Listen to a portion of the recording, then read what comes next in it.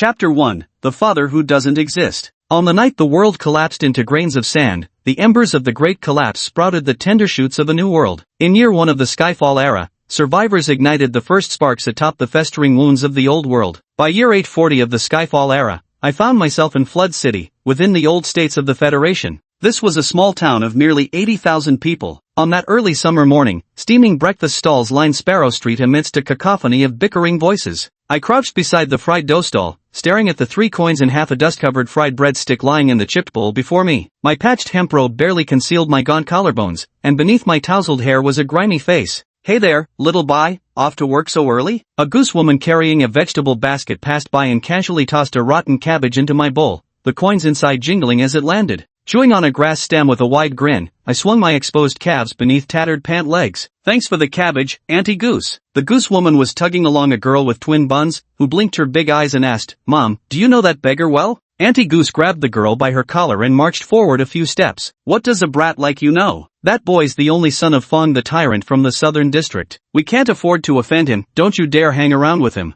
After they disappeared into the distance, I picked up my cracked bowl and shuffled closer to the nearby tofu stall. The young tofu seller instinctively tossed a coin into my bowl before catching herself, looking slightly exasperated, but she didn't say anything. I chuckled and swiftly grabbed my broken bowl, heading toward the nearby steamed bun stall. Plopping down at the entrance, I glanced somewhat timidly at the proprietress. On this street, few could make me nervous, but this bun shop lady was one of them. "Here again?" Aunt Lee leaned closer. Though in her early 30s and already a mother of 3, she still carried an air of charm. "Want some meat buns?" she asked, and I nodded eagerly. "Tell me this, was my husband on the list of men peeping at Widow Wang's bathhouse?" I held up 2 fingers. "2 meat buns. Deal. But if you're lying," she made a show of reaching to twist my ear but didn't actually dare. "He was," I replied immediately. "Last month, the 17th, at exactly 8:13 and 27 seconds p.m. until 8:17 and 20 seconds p.m., Uncle Wang was perched on the 3rd brick of Widow Wang's west wall, wearing an indigo tunic. Crack. The rolling pin in Aunt Lee's hand slammed onto the cutting board, splitting the wood with a web of fine fractures. She turned and walked into the shop. Before long, a man's pig-slaughtering howl erupted. Clenching the bowsy between my teeth, I bolted away. After stuffing myself with 2 steaming meat buns, I rubbed my belly contentedly and pulled out the neatly handwritten Fong Bai Survival Guide, version 2.8.8 from my pocket.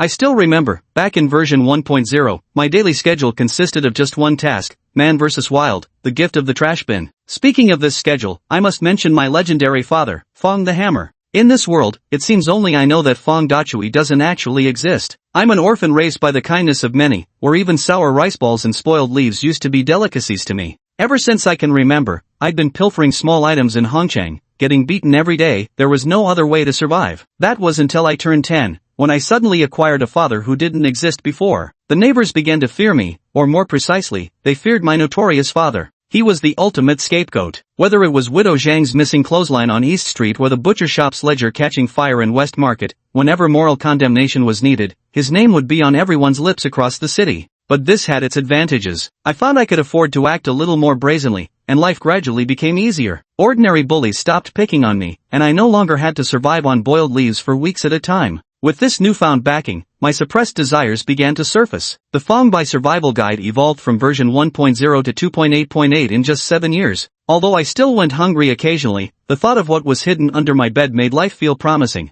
I glanced up at the sun, confirming it was around 9:30, plenty of time to sweep through all of Sparrow Street before lunch. I swaggered toward the next stall with such arrogance that people cleared my path. Even stray dogs reversed course with bones in their mouths, afraid to offend me and provoke the notorious Fong the Heavy Hammer. ##### Chapter 2, Facing Death. The crowd responded enthusiastically, and the charity fundraiser lasted until lunchtime, coins piling high in the broken bowl. Then the rain slammed down, one moment bathed in sunshine, the next the sky choked with dark clouds. My expression slowly shifted. The joy and excitement faded, replaced by bewilderment. I stared at the raindrop that hit the tip of my nose for 3 seconds, torn between cursing the heavens and fearing divine retribution. In the end, I could only mutter under my breath, "Damn you, heavens." The thunder easily drowned out my curses. Soaked like a drowned rat, I knew I was no match for the heavens. Wrapping my burlap robe tighter, I hunched my shoulders and sprinted through the downpour. My home was in the suburbs not far from Sparrow Street, only the outskirts allowed haphazard construction. Plots in Hongqing's planned districts were far too expensive. Sniffling as I ran, I suddenly heard strange footsteps behind me. Tap, tap, tap. A bolt of lightning tore through the sky, illuminating the rain. I skidded to a halt and whipped around,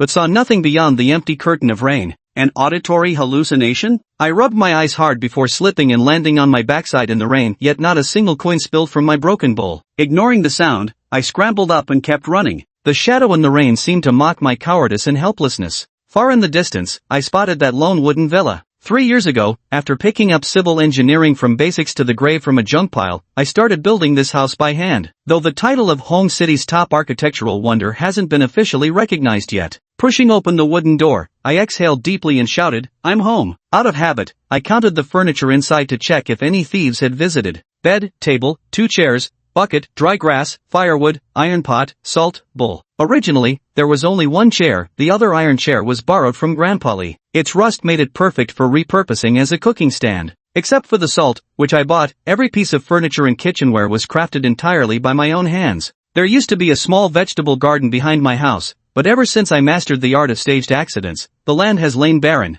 The rain fell harder, drumming on the roof with a clattering sound, as if countless tiny hammers were striking. Huddled in the corner, trembling, I took out my treasured flint and struck it gingerly a few times until it ignited a bundle of dry grass beneath. The grass caught fire with a hiss, the flames licking at the branches above, gradually growing higher as warmth dispelled the cold. I placed the iron pot over the fire, watching as cabbage leaves and other greens softened slowly in the rising heat. Sprinkling some salt into the pot, I covered it with the lid, rubbing my hands together in eager anticipation. While waiting, I took off my soaked clothes to dry by the fire. Raindrops pattered noisily on the roof, and damp night air seeped through the door crack, heavy with moisture. I was curled up drowsing in the chair when, between sleep and wakefulness, I suddenly heard strange sounds outside. The noise was faint yet peculiarly grating, like dead branches scraping against stone slabs or something sharp repeatedly scratching the wooden door. Scratch, scratch. It came in slow, rhythmic intervals, cutting through the rain with unsettling clarity. My lashes fluttered as sleepiness instantly dissipated. Instinctively, I sniffed the air. A nauseating stench of decay flooded my nostrils, like rotting corpses laced with an indescribable cloying sweetness. I realized something was wrong and quietly approached the door, peering out through the crack. The sounds outside abruptly stopped,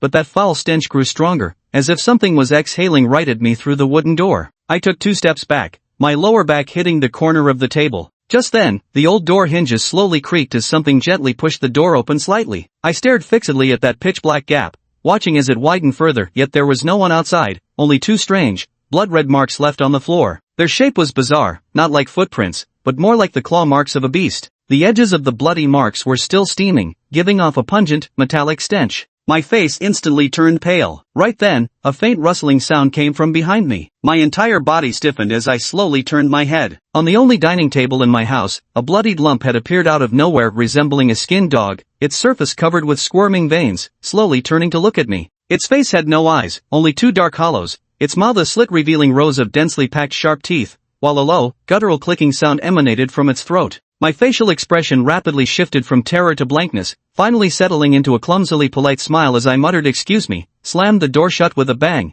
and sprinted into the rain curtain, shouting "Holy sh! Monster!" But soon I found I could no longer speak. A putrid stench, thick as liquid, clogged my mouth and nose. I tried to breathe, but could only inhale that nauseating foulness. A drowning sensation surged over me like a tide. My throat felt strangled by invisible hands, my legs too heavy to move. My body stiffened and tipped forward, my face hitting the ground yet feeling no pain. An endless sense of suffocation stripped me of all senses except sight. I watched helplessly as the monster slowly approached, its bloody body dragging a long trail of gore through the rain-soaked mud. My vision gradually blurred as the world before me was swallowed by a crimson haze. I could hear my own heartbeat pounding like war drums in my ears, each thud threatening to shatter my ribcage. Cold and unprecedented cold crept from my soul straight to the crown of my head. Am I going to die? The thought flashed through my mind as despair surged like tidal waves. With my dying glance, I looked toward home and spotted an admission letter pinned under the mattress. Ectasis Sanctum University. Neo-Eve was an unreachable dream for countless people from the old states,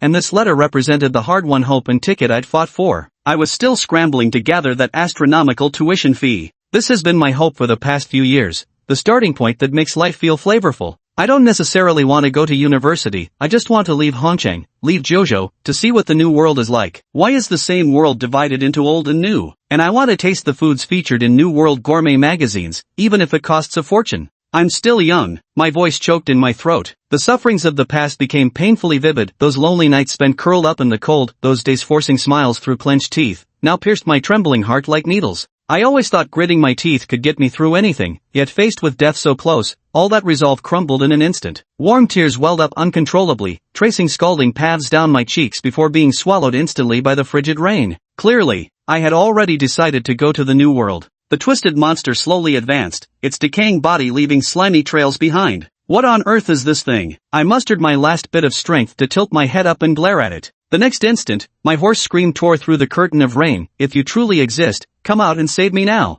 A bolt of lightning split the gloomy sky, illuminating my fractured shadow. Suddenly, everything fell into silence, even the torrential rain froze midair, filling the damp atmosphere with a suffocating oppression. My shadow abruptly twisted violently, rupturing at the seams as a thick, viscous darkness began to spill out. Something was breaking free. The ground trembled faintly beneath me while raindrops slowly reversed their fall, coalescing into an eerie curtain of suspended water. A towering dark figure emerged slowly from my shattered shadow, its posture upright and imposing. I stared dumbfounded at the silhouette before blacking out the next instant. The shadow didn't turn back, standing before me like an insurmountable mountain. Slowly raising its fist, viscous darkness coalesced around its knuckles as a low hum resonated through the air. The monster seemed to sense the threat, emitting a piercing shriek. Its blood-smeared surface split open into countless grotesque mouths that spewed foul black mist. Yet the dark figure merely swung its fist lightly. Boom! The punch instantly pierced through the monster's body. The creature's shriek ended abruptly as its gory form disintegrated into a pool of fetid bloodwater, evaporating into nothingness before even hitting the ground. Everything fell into silence. The dark figure withdrew its fist, slowly turned around, picked up my unconscious body, and walked toward the wooden house with firm steps, like a loyal guardian warrior, yet also like a father. The watery curtain in the sky grew increasingly heavy. Inside the wooden house, the dark figure placed me on the ground before abruptly dissipating. Splash! Torrents of rainwater poured down from the rooftop in a relentless cascade. Chapter 3, Fong Bai's dream. At the outskirts of Rock Street, twilight seeped across the sky like molten lead. Old Lee's blacksmith shop floated amid steam and sparks. A white sedan, one that should never have appeared in Hongchang, roared into view, its engine's roar scattering the fine raindrops and startling the birds sheltering under the eaves. The wheels crushed the newborn moss in the gaps of the bluestone slabs before coming to a steady halt right at the entrance of the blacksmith's shop. Old Lee thrust the red-hot iron block into the quenching pool. Amidst the sizzling sound, thick white vapor billowed up. Without looking up, he said, "Last time we met was at old Zhang's funeral. That tungsten steel transforming urn you gave was quite something." A tall woman leaned against the car door, gazing at Old Lee busy at work in the blacksmith shop. The belt of her trench coat accentuated her slender waist, her long hair loosely draped over her shoulders. A pair of sunglasses covered most of her face, revealing only a delicate chin and the faintest hint of a smirk at the corner of her lips. Her appearance brought a touch of grace and mystery to this muddy land that seemed out of place here. The woman nodded slightly, as though lost in some memory, and said, "I put my heart into it." I leaped up from the ground and slapped my thigh in frustration. Damn, I've lost the perfect attendance bonus at the smithy. That's 100 nally down the drain. Recalling my recent dream, I stood barefoot on a bustling street, utterly alone, watching children whose hands were held by their parents, their faces radiating happiness, while my heart felt hollow. When I was 10, everyone said I had a father notorious yet capable of protecting me, but I'd never seen him, only piecing together a vague yet comforting image from others' descriptions. I sighed and steadied myself. Vaguely I remembered that before sleeping, Old Lee had been talking with a trench coat-clad woman outside the blacksmith shop. Old Lee set down his hammer, wiped his sweat and stepped out to ask her why she'd dig graves to exchange boxes. As the woman reached up to adjust her hair, two mechanical hands emerged from her belt to brush mud spots off her trenchcoat hem. She replied gifts shouldn't be given freely, and she'd come to this small town because there was pollution. Old Lee leaned against the wall smoking, asking why pollution cleanup, supposedly the swordholder's job, had anything to do with the artisan's workshop. The woman brushed it off as a secret, then asked Old Lee to help unclog the transmission turbine of her mud-caked white car parked behind her. Old Lee teased her for driving such a rundown antique, to which she replied retro was all the rage nowadays. Guessing she'd been gambling again, he turned to fetch a jack from the shop, muttering about how little Wu hadn't shown up for work today. The woman seemed to take an interest in me. Old Lee said I wasn't an apprentice, adding that I was an odd one with quirks, lamenting that his jack would probably go missing again. Instead, the woman simply pressed her palm against the car's hood, her hand merging with the metal, and effortlessly lifted the multi-ton vehicle, declaring no jack was needed. Gripping an iron pipe, Old Lee reluctantly crawled under the car, grumbling for her to be careful not to crush him. Old Lee's voice came from under the vehicle, saying the casting marks on that car looked older than him, and he kept asking about pollution levels. The woman casually mentioned pollution sources, when suddenly Old Lee sat up abruptly, banging his head and grimacing in pain. He cursed at her for having the leisure to chat, but the woman simply replied she was just the driver. The dying candle wept wax tears into its bronze holder as I sat on the bed, brow furrowed. Memories of the day ground through my mind like rusted gears, the frantic escape through rain curtains, the skinless monstrosity, fleeting images of towering shadows. Yet the room showed no traces or odors besides the dried-up broth in the iron pot. With my keen nose, any foreign scent would have betrayed itself, making me wonder if the day's events were just a dream. Resolving to investigate, I opened the door. The claw marks from my memory were gone. Examining the table closely, sniffing along the floor, I detected only lingering hints of cabbage soup. I sat on the floor and shouted, "Come out!" In the faint candlelight, an utterly ordinary shadow appeared. Thinking it was just a dream, I sighed in relief, yet the shadow didn't rise with me. Instead, it shifted onto the wall and knelt before me. The scene was chilling beyond words. My smile froze on my face. Rubbing my eyes, I shakily told it to get up, and it rose stiffly. I stared at my hands, then at the shadow. A sharp pain shot through my head before my vision darkened and I passed out again. Late at night, I opened my eyes, my head splitting with pain, and mustered my last bit of strength to crawl into bed. My mind was racing at full speed as I pieced together bits of understanding through sheer guesswork. It seemed I had somehow inexplicably gained the ability to control shadows, but even the slightest attempt to manipulate them sent sharp throbs through my skull. Activating this power must consume some sort of special energy. Either I didn't have any, or my reserves were dangerously low. Since moving shadows are real, the monsters aren't illusions either. I've always known there are extraordinary powers in this world. About 5 years ago, when I was 12, several missionaries came to Hongcheng to demonstrate the divine power and preach the doctrine of the Ouroboros prophet. They didn't stay long before leaving. I learned these things from a little girl. At the time, seeing her dressed so elegantly, I thought she was rich and did some wrong things that were caught red-handed. That's how we started talking. She told me about things from the outside world and their purpose for coming to Hongcheng. Much of my yearning for the new world originated from those plain words of hers. What seemed perfectly ordinary to her sounded like an entirely new world to me. She seemed to sense my yearning and told me about a shortcut from the old state to the new world, taking the college entrance exams. The old state still needed development, but with its inferior education system, some universities in the new world would accept students from the old state, allowing them to acquire advanced knowledge before returning to contribute to their homeland. However, pursuing this path required not only exceptionally high scores but also passing a special test. At the time, I only half understood her words. It wasn't until I grew up that I fully grasped what she meant by the college entrance exams. There was no dramatic turn of events afterward. We were just strangers who happened to cross paths. She wanted to enlighten me, while I had my eyes on her money. Our brief exchange lasted only because we each had our own agendas. In the end, a missionary blasted me several meters away with a glowing orb, leaving me bedridden for days, nearly starving to death. Is this divine power? I tilted sideways and lifted a corner of the mattress, revealing a notice stamped with a lightning emblem beneath. On the left of the emblem was a yellow lightning bolt, while the right featured a triangle formed by minimalist lines, connected by mysterious patterns in the center. The notice had a refined texture, feeling as soft as fine fur. I'd read the words on it countless times already. About 10 days ago, this notice materialized out of thin air before me, bearing my name in clear script. Dear Fong Bai, due to your outstanding academic achievements, you've been admitted as a freshman to the Urban Construction Management College of Eclipsed Sanctum University, for a period of 2 years, after which you will be sent back to your old state. Please cherish your study time. This university was established in the year of Heaven's Descent 256, boasting a 6-century-long history. As one of the Federation's 33 key institutions of higher education, it was jointly founded by the Exuvii Sanctum and the Heaven's Descent Federation. With exceptional faculty and cutting-edge educational facilities, it is dedicated to nurturing the elite leaders of tomorrow.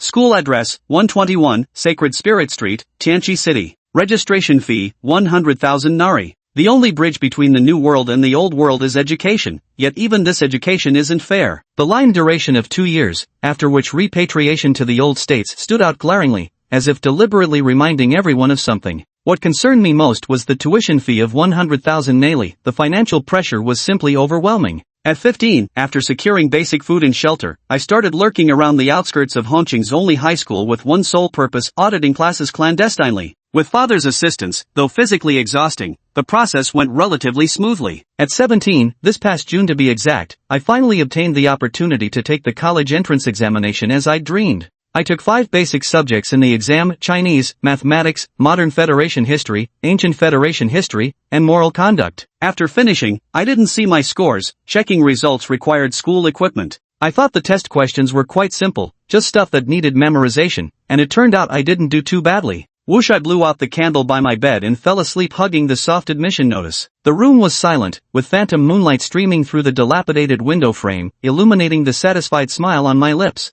but this peace didn't last long. At the break of dawn, eerie noises came from outside the door again. Rustle, rustle. The sound was sticky, like someone mopping with a wet mop, or some kind of mollusk squirming. The noise lingered right outside the door. My eyelids twitched, and curses bubbled up inside me. Asterisk asterisk asterisk hashtag hashtag hashtag. So today's the day you're determined to finish me off, huh? My mind was flooded with profanity, but I didn't dare utter a word. The air was thick with a pungent, fishy stench that nearly made me vomit the 2 buns I'd eaten yesterday. My eyeballs trembled slightly from tension, their retinas reflecting the dark red liquid seeping steadily beneath the door. It wasn't blood, more like some kind of living creature's secreted mucus, glistening unnaturally as it snaked across the wooden floor in root-shaped veins. Then, I watched as 3 humanoid silhouettes slowly rose from the mucus. Their skin was riddled with irregular holes, and beneath the exposed muscle tissue, fist-sized lumps periodically bulged and squirmed. I stared fixedly at the 3 identical heads, their festering eye sockets oozing gelatinous pus. As their jaws moved, their throats emitted gurgling sounds like drowning men.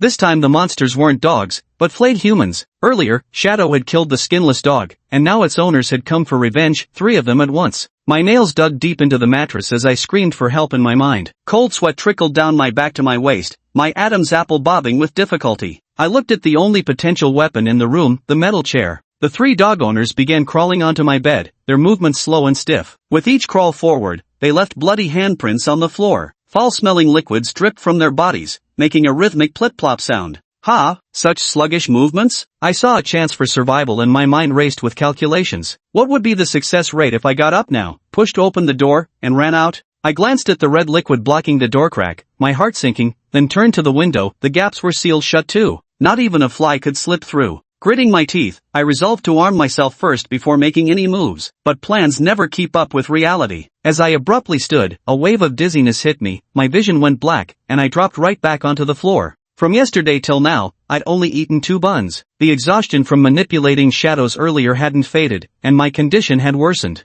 My sudden movement was like lighting a fuse. The 3 bloody figures immediately let out hoarse growls, crawling onto my bed with deadly menace. I kicked with all my might, my bare foot striking the dog owner's neck with a dull thud. But the dog owner barely reacted, just pausing slightly, while my foot let out a crisp crack. Iron neck? I rolled off the bed, scrambling clumsily toward the metal chair. The 3 dog owners pounced on empty air, directly demolishing my bed. The sparse cotton stuffing from the mattress scattered across the floor like snowfall. I grabbed the metal chair and smashed it with all my strength against one of the dog owners' heads, producing a loud clang like the clash of weapons. It's really made of iron? My eyes widened with horror. The assaulted dog owner suddenly turned around, revealing a bloody face split by a gaping maw filled with rows of sharp teeth. I hastily threw away the iron chair, forcing a dry laugh as I said, "Wasn't me." Then I grabbed the iron bucket in my other hand and slammed it directly onto the creature's head, shouting, "Screw you." I lifted my leg and kicked hard at its stomach, but the dog owner remained motionless. While I felt like I'd kicked a steel plate instead, my entire body was sent flying backward before crashing heavily onto the ground.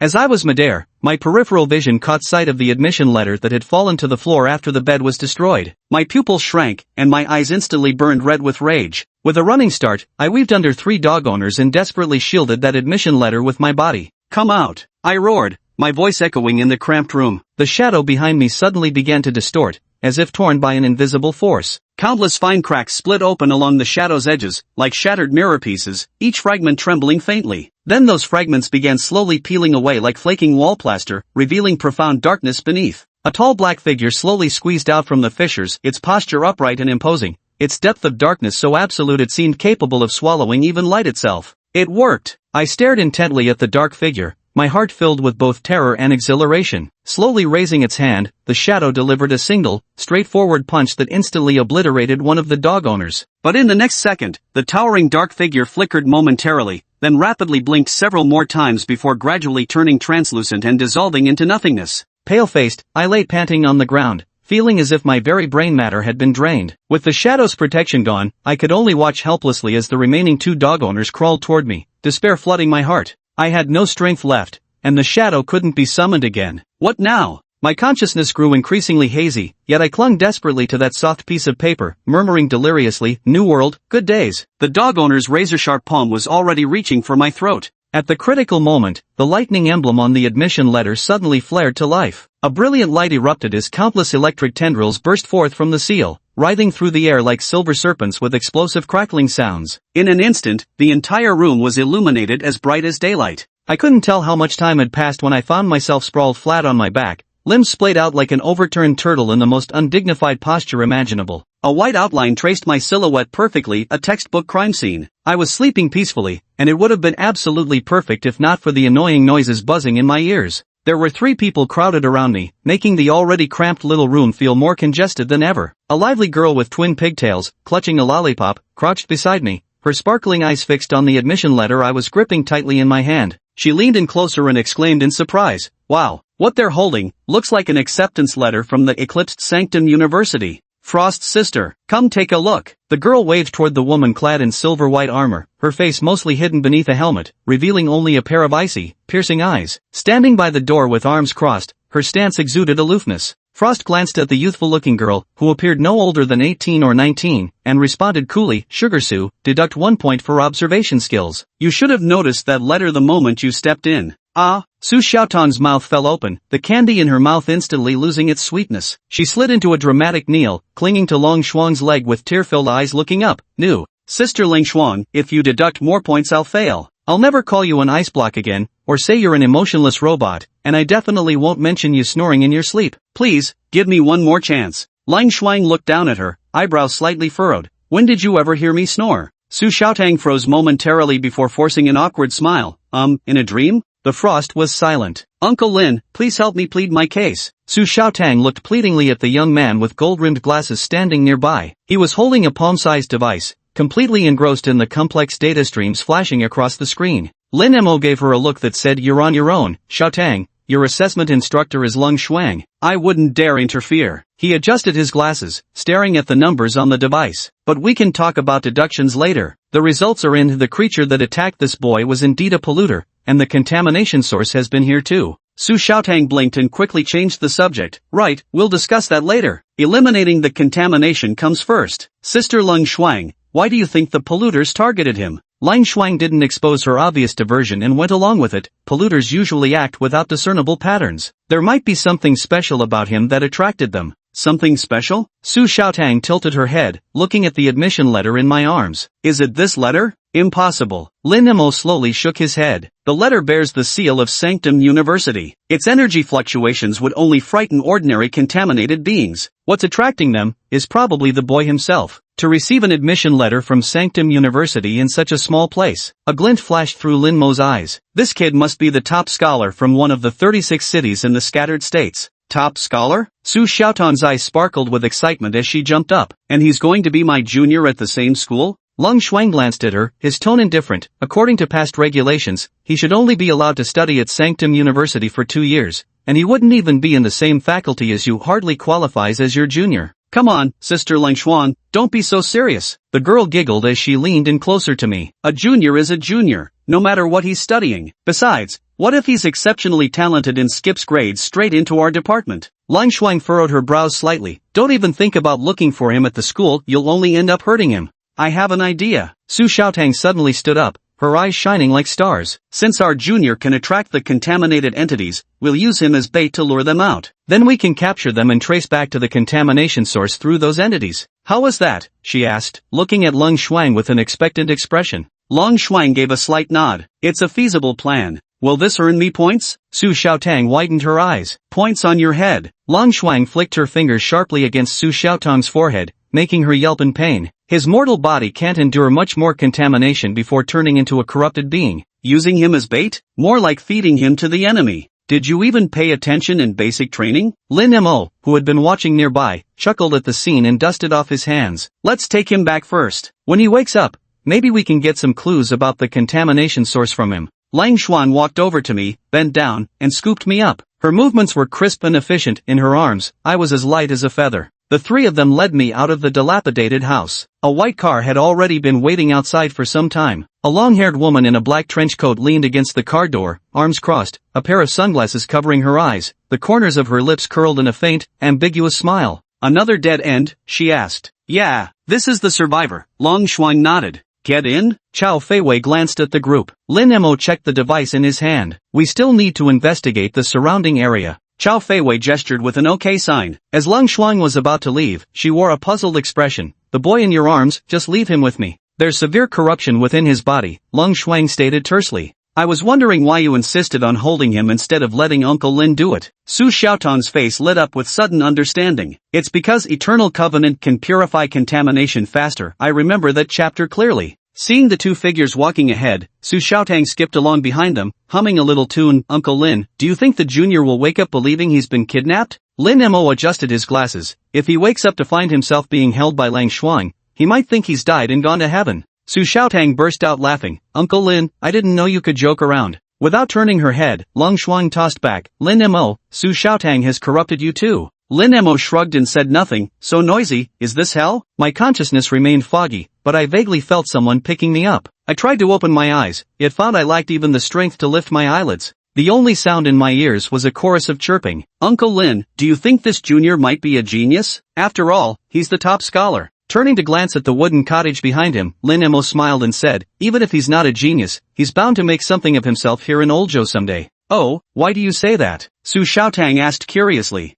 There's a saying in my hometown, when heaven is about to place a great responsibility on someone, it first tests their resolve, exhausts their body, and starves their flesh. Ha, what do you mean? Your hometown dialect is really strange. Chapter 7, Coming for the Monsters So Warm. I opened my eyes and was immediately met with a pair of glistening, lively eyes, resembling two crystalline grapes, staring unblinkingly at me. He's awake, he's awake. The owner of those eyes suddenly jumped up and shouted excitedly, Sister Lang Shuang, the junior is awake. What sister? What junior? I felt somewhat dazed, my mind like a ball of sticky paste. However, whether it was an illusion or not, I felt an overwhelming surge of energy coursing through my body. Following the girl's line of sight, I saw a figure clad in silver armor that completely enveloped a woman, revealing only half her face and a pair of eyes so cold they seemed frozen. Since you're awake, don't just lie there. Tell me what happened last night. A chilling voice emanated from within the armor, like a winter gust that sent a shiver down my spine. Is this woman made of ice? I muttered inwardly, but obediently crawled out of bed nonetheless. As I sat up and looked down, I froze instantly. My haute couture beggar outfit was gone, replaced by a brand new set of clothes. The fabric of the clothes was soft and comfortable, the tailoring impeccable, and they carried a faint, pleasant fragrance. Countless thoughts flashed through my mind in an instant. Suddenly, I hugged myself, my face filled with panic. Have I been defiled? The girl's eyes widened as if she'd just seen some unimaginable creature. She probably thought I wasn't exactly proper company, because she looked at me with disdain and said, don't flatter yourself. Uncle Lin changed your clothes for you. He's out gathering supplies now. Uncle? My face immediately darkened further, as though I'd heard something horrifying. A vein throbbed visibly on the girl's forehead. Your old clothes were practically in shreds, both cheeks of your backside were hanging out. If you can run around wearing split pants, why are you suddenly shy about being seen? A flicker of doubt crossed my eyes before I quickly reached a conclusion. This girl who appeared cute but was anything but couldn't be from Hongchang. I had passed out at home, and no one would visit my place. So, did they come for those monsters, defeat them, and save me? That didn't make sense either. If that were the case, they wouldn't be asking me what happened last night. Just as my mind raced, the girl planted her hands on her hips, adopting a posture like a dog barking under its master's protection. What are you spacing out for? Lang Shuang is calling you. Snapping out of my daze, I shuffled over to Lang Shuang and decided to take the initiative. Who are you? Where is this? Lang Shuang ignored my questions and cut straight to the chase, asking, do you remember what happened last night? Of course I remember, I said angrily at the mention of it, gesticulating wildly. 3 dog owners, they squeezed through the door crack into my house, their bodies hard as iron, and they even tore apart my bed. Dog owners? Lang Shuang frowned, clearly puzzled by the term. They're monsters. Dog owners is the name I came up with. Thinking back, I still felt a chill. They were covered in blood, skinless, and had terrible breath. Why call them that? Lang Shuang pressed on. Because a dog came the night before last, I said with utmost seriousness. Lang Shuang was momentarily stunned but quickly grasped my meaning. You're saying you've been attacked twice? I nodded vigorously. From these fragmented remarks, I could already confirm they were here for those monsters. But were they good people or bad? I couldn't tell, so I decided to watch and wait.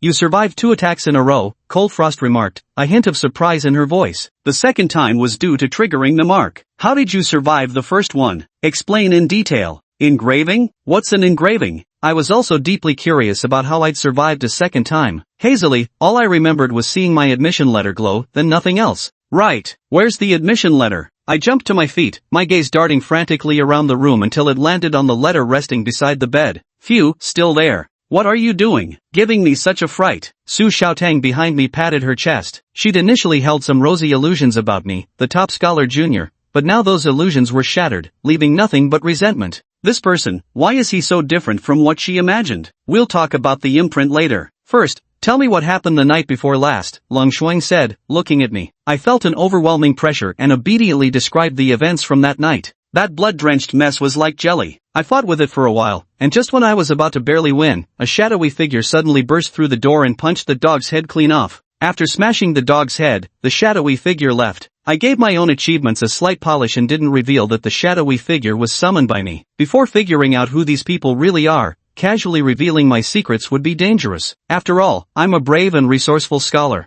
Barely won? Tang Xiaosu leaned in, her small face full of doubt. You're lying. Did you piss yourself from fear? Stop messing around. Long Shuang shot a glance at Su Xiaotang, who immediately covered her mouth. Dark shadow? Long Shuang fell into contemplation. Could it be a source of pollution? She pressed further. Is there anything else to add? Think carefully. Is there anything you might have missed? I pondered for a moment, then suddenly slapped my forehead. There's one more thing. At my words, two pairs of eyes instantly focused on me. I looked at Long Shuang with eager anticipation. Could you put in a good word for me with Old Li? The 2 days I skipped work were because I ran into those monsters. Please ask him not to dock my perfect attendance bonus. Grit. Grit. Behind me, Su Xiaotang nearly ground her teeth to dust. Long Shuang remained unflappable as ever. Who's Old Li? Just then, the door outside creaked open. So you're the apprentice Old Li mentioned? Lucky kid. I looked up to see a bespectacled young man walk in, arms laden with bags of all sizes. A tall woman followed behind him, twirling a pair of sunglasses in her hand, watching me with a half-smile. I scooted back in my chair, sensing she must be fierce, just like Auntie Li from the Baozi shop. You're awake,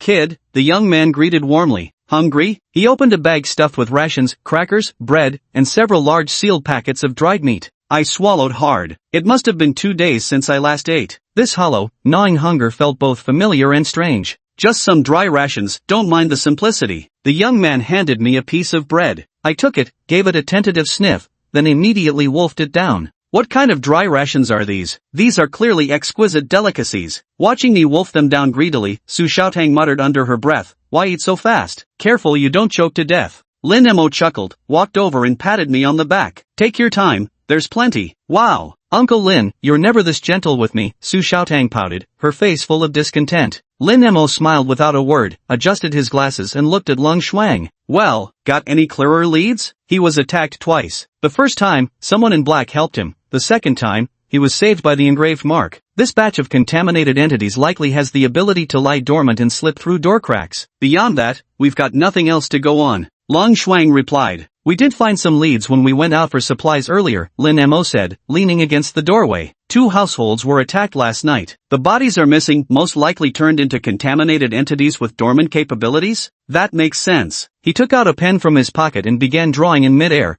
leaving behind strokes of radiant colors suspended in space. This is the boy's home, and these are the 2 households that were attacked. He drew a circle centered around those 2 houses. These contaminants might not have gone far, they're probably just lying low, perhaps hiding under some large rock. Assuming they move locations at night, there happen to be several key transportation routes nearby. He then marked 4 red X's near the 2 houses. Although contaminants possess some unique abilities, they can't materialize out of thin air. Whether relocating or attacking, they still need to use their legs to move. We just need to guard these 4 intersections and wait for them to come to us. After all, contaminants lack brains, they'll instinctively converge toward the pollution source. What rabbit? Su Xiaotang interjected at an inopportune moment, her face full of confusion. Wait for a rabbit? I shot a disdainful glance at the illiterate girl beside me. Wait by the stump for a hare, even I could tell it was some ancient idiom, though I'd never studied it properly. I vaguely understood it meant lying in wait to catch prey. But we must be prepared. Lin Mo ignored Su Xiaotang and said sternly, according to the information we've received,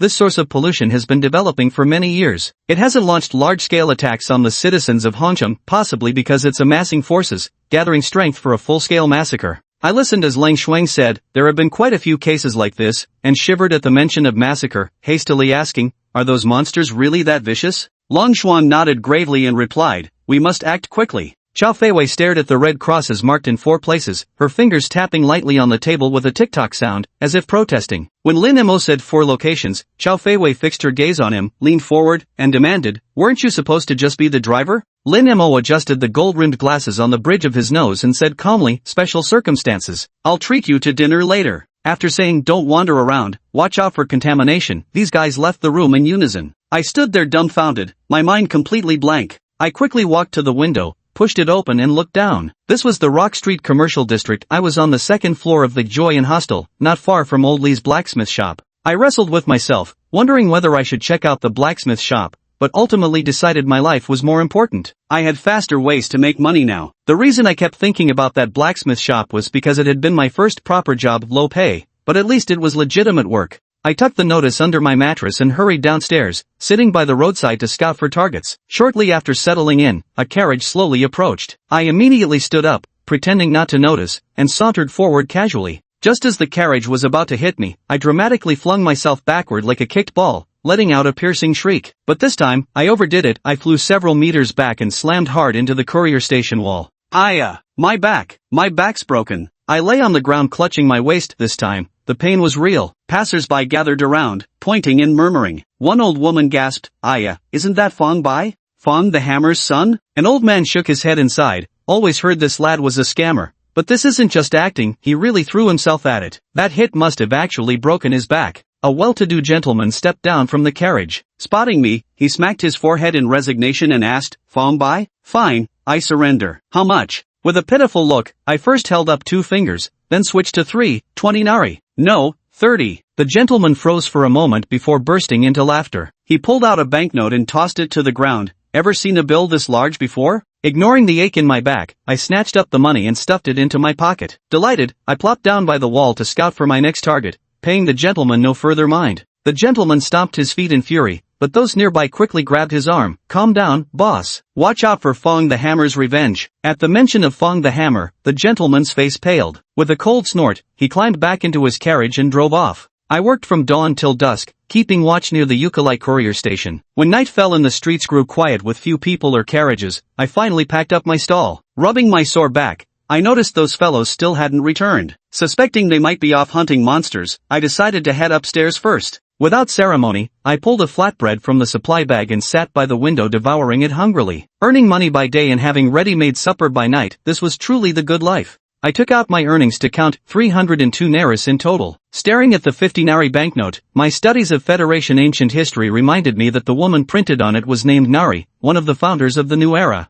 Putting the money away, I marveled at how quick and easy scamming people was for earning cash, even contemplating quitting my blacksmith job. But first, I needed to verify one thing. I walked to the bed, took a deep breath, and grasped the edges with both hands to lift it. To my surprise, the bed came up effortlessly, though it felt somewhat heavy. In the past, moving this hardwood bed would have required Herculean effort, but now it was this easy. When I staged that accident this morning, I'd already noticed I could jump farther. Now it seems my strength has increased too. Could this be related to that shadowy figure? But I can't be bothered to think about it. Having greater strength is a good thing anyway. Just as I was basking in this pleasant thought, a strange growling sound came from next door. Though faint, I heard it clearly. "No way? Again?" My smile froze as I quickly locked the door and windows, then hid beside the doorway. I thought about fleeing downstairs, but the commotion would draw the creatures, and there might be more than one of them. I wouldn't be able to outrun them all. The noise next door grew fainter, and then the monster started banging on the door beside me. Boom, boom, boom. Each impact made my heart race. The door burst open, revealing a skinless, 2-headed creature. Both heads grinned at me with bared teeth, and a foul stench hit me like a wave. My hair stood on end, but remembering my newfound strength gave me some courage. "You've gone too far, coming for me every night." I grabbed a chair and smashed it against the monster. Crash. The chair shattered against the creature's head, but it merely shook its skull, unharmed. A broken chair leg flew back and struck my own head. I shoved the last remaining chair leg into its mouth, only for it to be chewed into splinters. I leaped up, smashed through the window, and jumped down from the second floor. As soon as I hit the ground, I started running while screaming for help. Someone opened a window to glance outside before shutting it again. The lanterns and candles along the street flickered out one by one. The creature chased relentlessly, when suddenly a streak of silver light tore through the darkness. A silver arrow pierced through both of the monster's heads, and a burst of freezing energy instantly encased it in ice. Su Xiaotang came running from afar. Seeing my savior, I ducked behind her, gasping for breath as I said, "No big deal, just nearly died again." Hands on her hips, Su Xiaotang huffed twice before replying, "Well, as long as you're alright." I saw Lin Mo emerge from the darkness and approach the frozen monster. He said, "It's a mutant." Su Xiaotang turned to me in surprise after hearing this and said, "Do you really have some kind of pollution-attracting constitution? Even mutants are targeting you now?" Lin Mo glanced at the skyrocketing readings on his device and exclaimed, "The pollution source is nearby. Xiaotang, protect him." With that, he vanished after a few leaps. I collapsed to the ground, gasping for breath, unsure whether the expression on my face was a smile of relief or sorrow. A thought crossed my mind: I've survived again. Chapter 9, No Abnormalities. Su Xiaotang had somehow popped a lollipop into her mouth at some point and mumbled vaguely, "Don't worry, with me around, 2 or 3 measly contaminants won't lay a finger on you." I sprawled on the ground like a starfish, my face the picture of bleak despair, and asked, "Just who are you people? And what were those monsters?" Su Xiaotang licked the sticky sugar off the corner of her lips and said, "Ever heard of investigators? Of course you haven't. But once you get into Shedding Light Sanctum University, you'll learn everything. I'm your senior, by the way, better show me some respect." The moment I heard that, I sprang up from the ground, my eyes shining like 2 light bulbs. "Senior? You're a student at Shedding Light Sanctum University?" I asked. She tilted her chin up proudly and said, "Right, I'll be starting 2nd grade when school begins." I nearly jumped with excitement and asked, "Then you must know where Chrysalis Sanctum University is, right?" For me, the hardest part about university wasn't the tuition fees, but simply not knowing where it was located. The admission notice just had the city's name with no other details. Su Xiaotang waved her hand dismissively and said, "No need to worry, someone will come to pick you up when term starts. Sanctum University isn't your ordinary school." I breathed a sigh of relief, the weight in my heart finally lifting. At least I wouldn't have to worry about finding the school anymore. At that moment, Su Xiaotang suddenly covered her ears, her expression turning serious, and said, "Huh? Okay.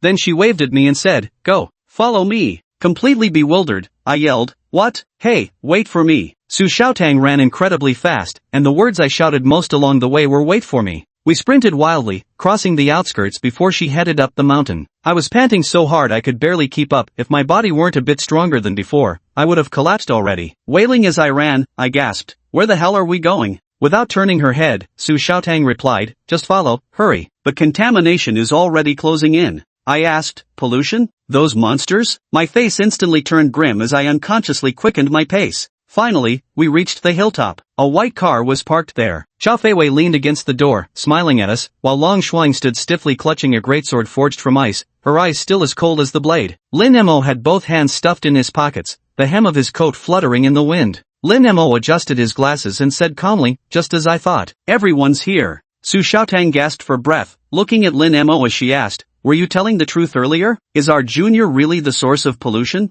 My brain completely froze as I thought, "I'm the pollution source? These people came to deal with the pollution source, so they're here to deal with me?" I immediately stopped in my tracks, quickly backing away, and said, "You must have made a mistake, I look nothing like them." Lin Mo looked at me reassuringly, "You're not the pollution source, but you created it. We won't harm you. This matter's connection to you is complicated. First look around you." When I looked around, I instantly gasped in shock. At the base of the small hill, densely packed were all sorts of skinless dogs, skinless people, along with many 2-headed dogs and 2-headed humans. Even more terrifying were some monsters with glowing hearts and even more malformed bodies. Su Xiaotang pointed into the distance and said, "There's the pollution source." I saw the dark figure, my pupils contracting slightly as disbelief washed over me. How could this be? That shadowy form was exactly identical to what I'd summoned from the darkness. Was it the source of corruption? Why could I summon it? My mind was in complete turmoil, unable to make sense of any of it. Lin Mo asked me, "Was this the same dark figure that saved you back then?" I nodded numbly. Lin Mo adjusted his glasses and said in a grave tone, "The human heart attracts corruptive elements like a magnet attracts iron filings. They take the form of your deepest desires, nurturing malice with hope and cementing cracks with fear. Those obsession-soaked delusions are echoes of desire,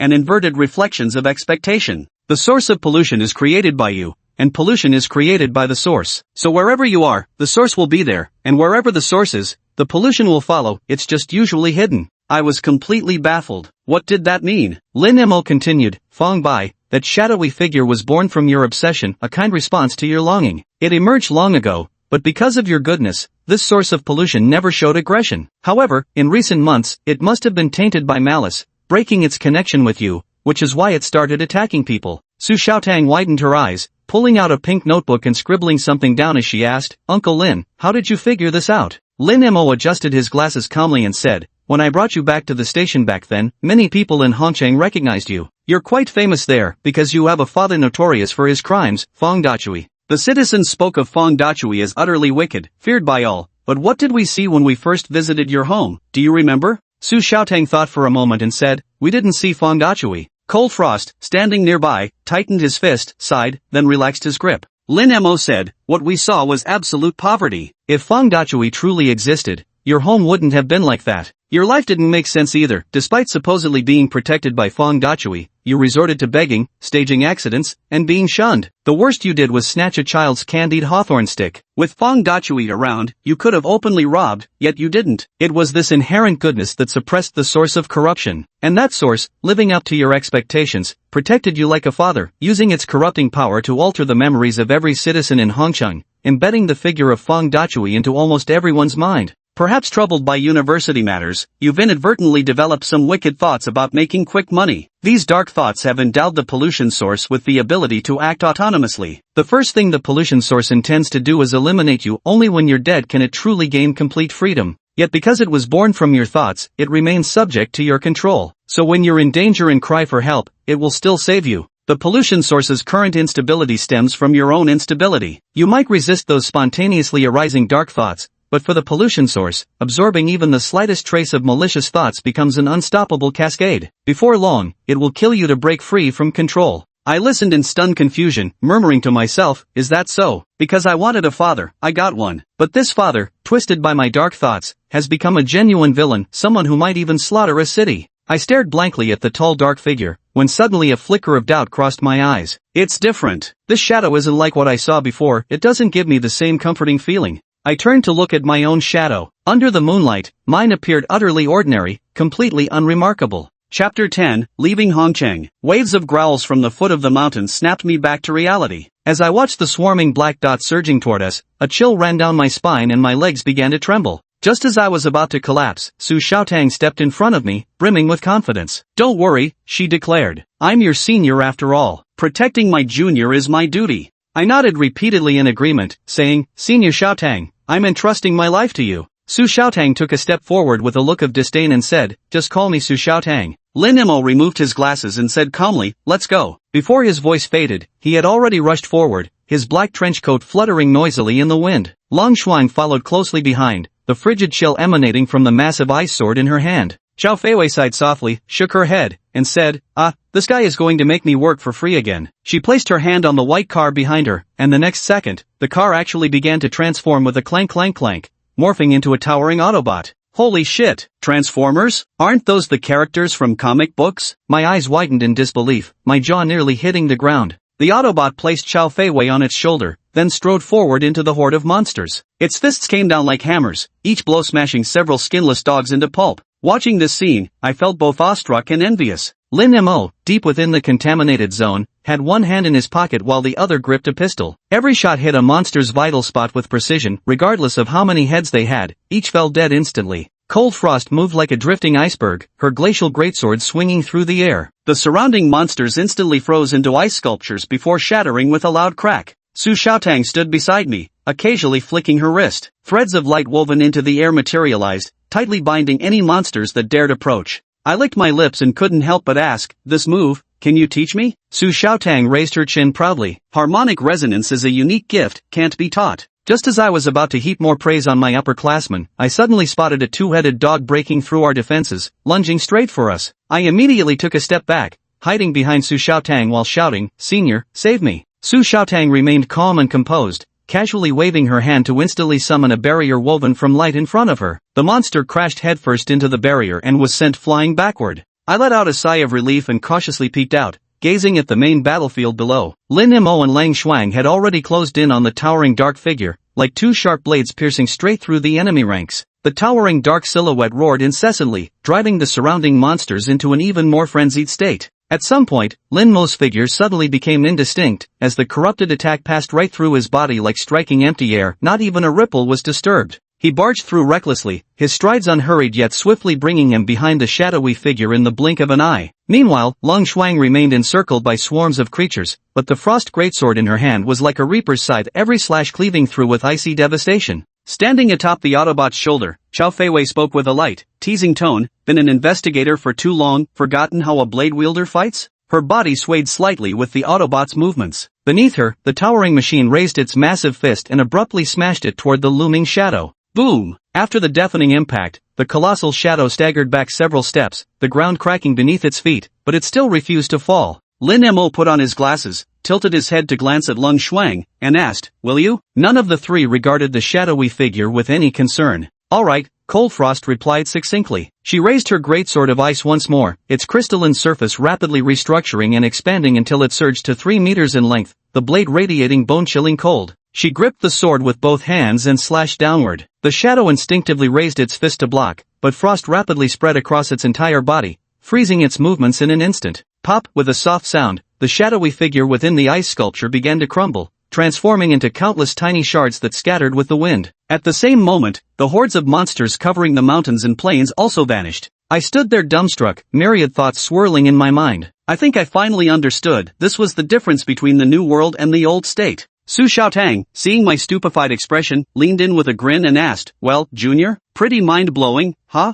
I nodded honestly, my expression still somewhat dazed. Su Xiaotang immediately burst into uproarious laughter and declared triumphantly, "And I haven't even shown my true skills yet." The next instant, Lung Shuang gave her a sharp knock on the head. Ouch! Su Xiaotang yelped in pain, pouting aggrievedly as she muttered, "Sister Lung Shuang, why do you keep hitting me?" Lung Shuang expressionlessly withdrew her hand. Abilities aren't meant for showing off. Su Xiaotang rubbed her head and quieted down. Watching the scene, I couldn't help but laugh out loud. Su Xiaotang shot me a glare. I stifled my laughter and asked the question I most wanted to know. "Can I become like you too?" I made a punching motion, not hiding my yearning for formidable power in the slightest. Neither Su Xiaotang nor Leng Shuang spoke. Lin Mo answered me earnestly. Due to the restrictions arising from being born in Zhou, reaching the level of me and Leng Shuang is, theoretically, impossible. But achieving Xiaotang's level? As long as you're willing to put in the effort, it's quite simple. What do you mean quite simple? I'm a genius in my own right, okay? Su Xiaotang huffed and glared at Lin Mo, who winked back at her playfully. Isn't that what you always say?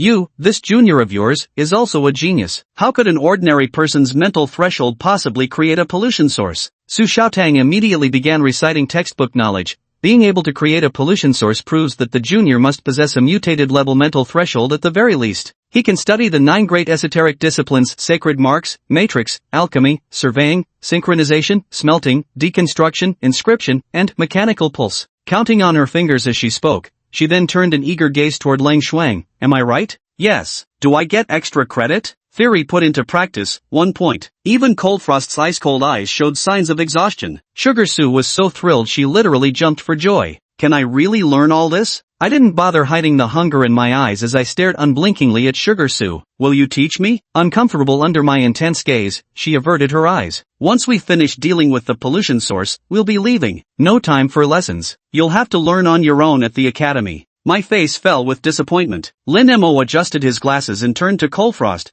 What's our next investigation mission? Cold Frost replied impassively. Darktide Prefecture, Gravel City. There's been a widespread plague outbreak there. Our mission is to determine if it's pollution related. If it is, we clean it up if possible, otherwise report to the swordbearers. If unrelated, contact the Apothecary Bureau directly. Lin Mo nodded, then looked at me. Sugar Su starts at Sacred Hall University in 2 months. Since you're heading there too, take Fong Bai with you. Lung Shuang uttered 2 words, your reason. Lin Mo responded calmly, Fong Bai has a high mental threshold. Right now, we've only cleared the source of contamination, but that doesn't mean new pollution won't arise. Keeping him close to teach him how to control his psychic abilities will save us trouble down the line. Investigators Restriction Clause 77, when encountering an individual human with a high mental threshold, they must be closely observed, suppressed, or guided in mastering their psychic energy. They cannot be casually left unsupervised. Lung Shuang turned her head away, tacitly conceding. Lin Mo shifted his gaze back to me. So, Fong Bai, are you willing to come with us? This isn't compulsory, just a question. If you're reluctant to leave this place, you can stay another 2 months until the school arranges for you. But if you come with us, Xiaotang here can teach you some arcane architecture on the way, giving you a head start over others at school. The mention of learning arcane architecture made me practically giddy with joy, but the thought of the tuition shortfall dimmed my excitement. But I haven't scraped together enough for tuition yet. Tuition? Su Xiaotang looked puzzled. I didn't have to pay any. Lin Mo considered this and said, you must be referring to the trials set by Sanctum University. Based on each candidate's circumstances, the admission notice lists different requirements. These very tests are designed to provoke latent malevolence in incoming students, a kind of personal risk assessment. The dark impulses you experienced were likely triggered by this test. As long as you don't degenerate into contamination, you'll pass. Few I sighed in relief. Though the test seemed somewhat fraudulent, a heavy weight had finally lifted from my chest. I said to the other party, can you give me 2 days? Hongcheng held nothing worth my attachment, yet having stayed here so long, I felt unexpectedly reluctant to leave. Whatever the case, I'd survive thanks to the neighbors' help, even if some of it wasn't given willingly. At the very least, I ought to bid farewell. The other party said, "We can wait one day for you." I replied, "Alright." At dawn the next day, I arrived at the blacksmith's shop by special car. The moment it stopped, I vomited violently, my face as pale as paper. Su Xiaotang patted my back while teasing, "Poor Junior, I reacted the same way during my first ride in Sister Wei's car. You'll get used to it after a few more trips." I was vomiting so hard I didn't even have the strength to lift my head, gasping weakly, Is this what riding in a car feels like? It's horrible. 10 times worse than those monsters. No, 100 times worse. It took me quite a while to recover. When I finally looked up, Chao Feiwei was already chatting with Old Li. Turns out they knew each other, which suddenly made everything clear. No wonder Chao Feiwei had volunteered to bring me to the blacksmith's shop. My gut told me this cool-faced woman would be hard to get along with. As for Su Xiaotang tagging along, she was just bored and had nothing better to do. Staggering forward with unsteady steps like a drunken penguin, I approached Old Li and said, "Old Li, I need to leave now. Could you settle my wages?" Old Li leisurely pulled a cigarette from the pack and placed it between his lips, saying, "You little rascal, usually so unassuming, yet you quietly got into the Multradian Sanctum University? Come on in with me, I'll settle your wages." Su Xiaotang asked Chao Feiwei curiously, "Wage, yeah, do you know that old man?" Chao Feiwei nodded slightly, "I know him. That old man used to be the gatekeeper at Tiangong Workshop. We've crossed paths a few times." Su Xiaotang felt a bit disappointed. She had thought he might be some reclusive master. In the smithy, Old Li unlocked a money box, pulled out a few bills, and said, "You've worked here for 13 days. At 30 nari per day, that comes to 390 nari total. Count it. The extra 100 nari is my personal investment in you. When people from JoJo come to the New World, they're bound to hit walls everywhere. Maybe you'll only realize in the end that JoJo folks belong best in JoJo. Still, there's nothing wrong with going out to explore. Make sure to study hard at university, even in the New World. That's the only chance to access knowledge for free." Old Li clamped the cigarette between his teeth, pulled out another worn cloth from the box, and wrapped the wallet layer after layer before handing it to me solemnly. He added pointedly, "That woman outside is a gambler. If she asks to borrow money, never give it to her. It'll be a loan without repayment." I nodded repeatedly, feeling a pang of reluctance. I've looked for work in many places, and Old Li was the only one in Hongchang willing to take me in. Though the time was short and the pay meager, this was the first time I'd ever been accepted. That feeling had nothing to do with time or money. The two of us stepped out of the blacksmith's shop just in time to see Chao Feiwei plastered against the wall, her ear pressed tightly to the surface like a cat eavesdropping, so engrossed she didn't even notice our exit. I froze for a moment, muttering softly, "That posture looks pretty professional." Old Li was fully aware of Chao Feiwei's little act. Sitting on a chair outside the shop with a cigarette, he said, "Alright, wages are settled. I even threw in an extra 100 nari. You two can go now." Chao Feiwei looked at Old Li, her voice tinged with reluctance. "Old Li, are you really planning to take those skills of yours to the grave?" Old Li waved his hand dismissively. "My methods are outdated already, and like I've said, I'm not taking apprentices. Just give it up." A faint shadow crossed Chao Feiwei's eyes, though she kept up a facade of indifference. "They are outdated indeed. Suit yourself if you want to bring them to the underworld." Watching the car drive away, Old Li's eyes betrayed a hint of loneliness. On the way back, Chao Feiwei drove at breakneck speed as if out of spite, the engine's roar continuously echoing along the narrow road. Su Xiaotang excitedly shouted, "Faster, go even faster. Woohoo!" Meanwhile, I clung desperately to the side handle, my face paler than before, and whimpered, I don't think I'll live to see the new era." Soon, the car pulled over to the side of the road. The moment the door opened, I started vomiting violently again, took a few steps, and then collapsed to the ground like a salted fish washed ashore. Seeing me in this half-dead state, Su Xiaotang squatted down and poked my face, asking, "Junior, are you still alive?" I mumbled in a daze,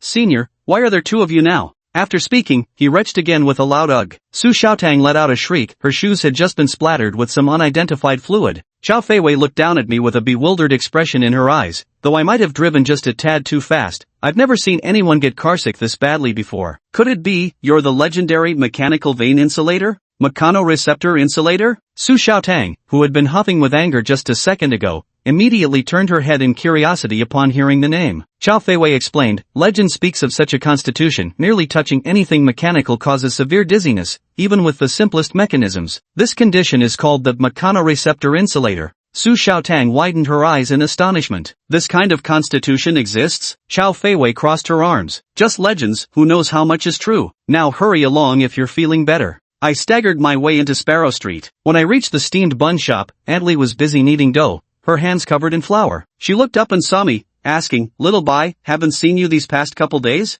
I scratched my head, "Been a bit busy, Aunt Lee. I'm leaving, came to say goodbye today." Aunt Lee paused, wiping her hands. "Leaving? Where to?" I said with a touch of pride. "To Neo World, I got into university there." Aunt Lee's eyes widened, then she broke into a grin filled with wrinkles. "Oh my, our little Bai's going places. Neo World's a fine place. Heard people there don't even need to cook themselves, everything's made by machines." My eyes widened too. "Is that so?" Auntie Lee took a few steaming hot buns from the steamer and shoved them into my hands. "Take these for the road, don't go hungry. And take this money too, things are expensive in New Horizons, spend it wisely." I stood frozen, arms full of buns, fried dough sticks, veggie pastries. My pockets bulged with crumpled bills of various denominations. Arriving at the last stall, Auntie Goose the cabbage vendor was peeling yellowed leaves off her cabbages. Her daughter, about 10 years old with hair and twin buns, was helping nearby. Noticing the shadow on the ground, the girl curiously looked up right into my eyes. She still remembered my tangled hair and dirty face. Tugging Auntie Goose's sleeve, she said, "Mom, the beggar's here." Auntie Goose stopped what she was doing and looked at me. "Xiao Bai's here. Why are you holding so many things? Did you have a big haul today?" I smiled. "The neighbors gave them to me." "Auntie Goose, I'm leaving, I came to say goodbye." Auntie Goose froze. "Leaving? Where are you going?" I repeated what I told everyone else. "To New World. I got into a university there." She slapped her thigh. "New World?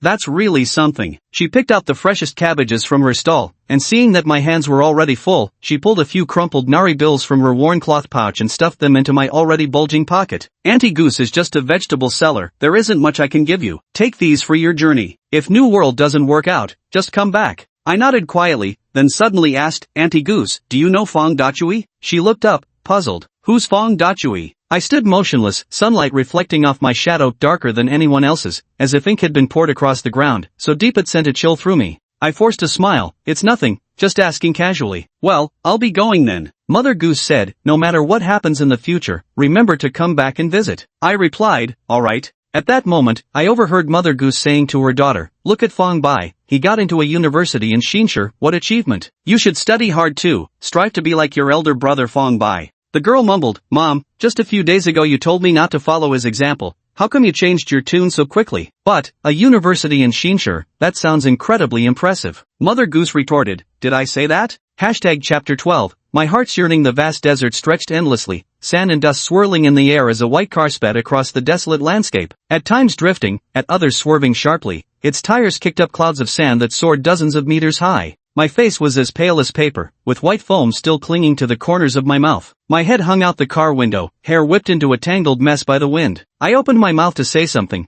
but before any sound could escape, I gagged again. Another string of white foam spewed out, scattering into the wind. "Hey, Junior, you doing okay?" Su Xiaotang's voice came from inside the car, tinged with amusement. I weakly waved a hand, my voice barely a mosquito's whimper.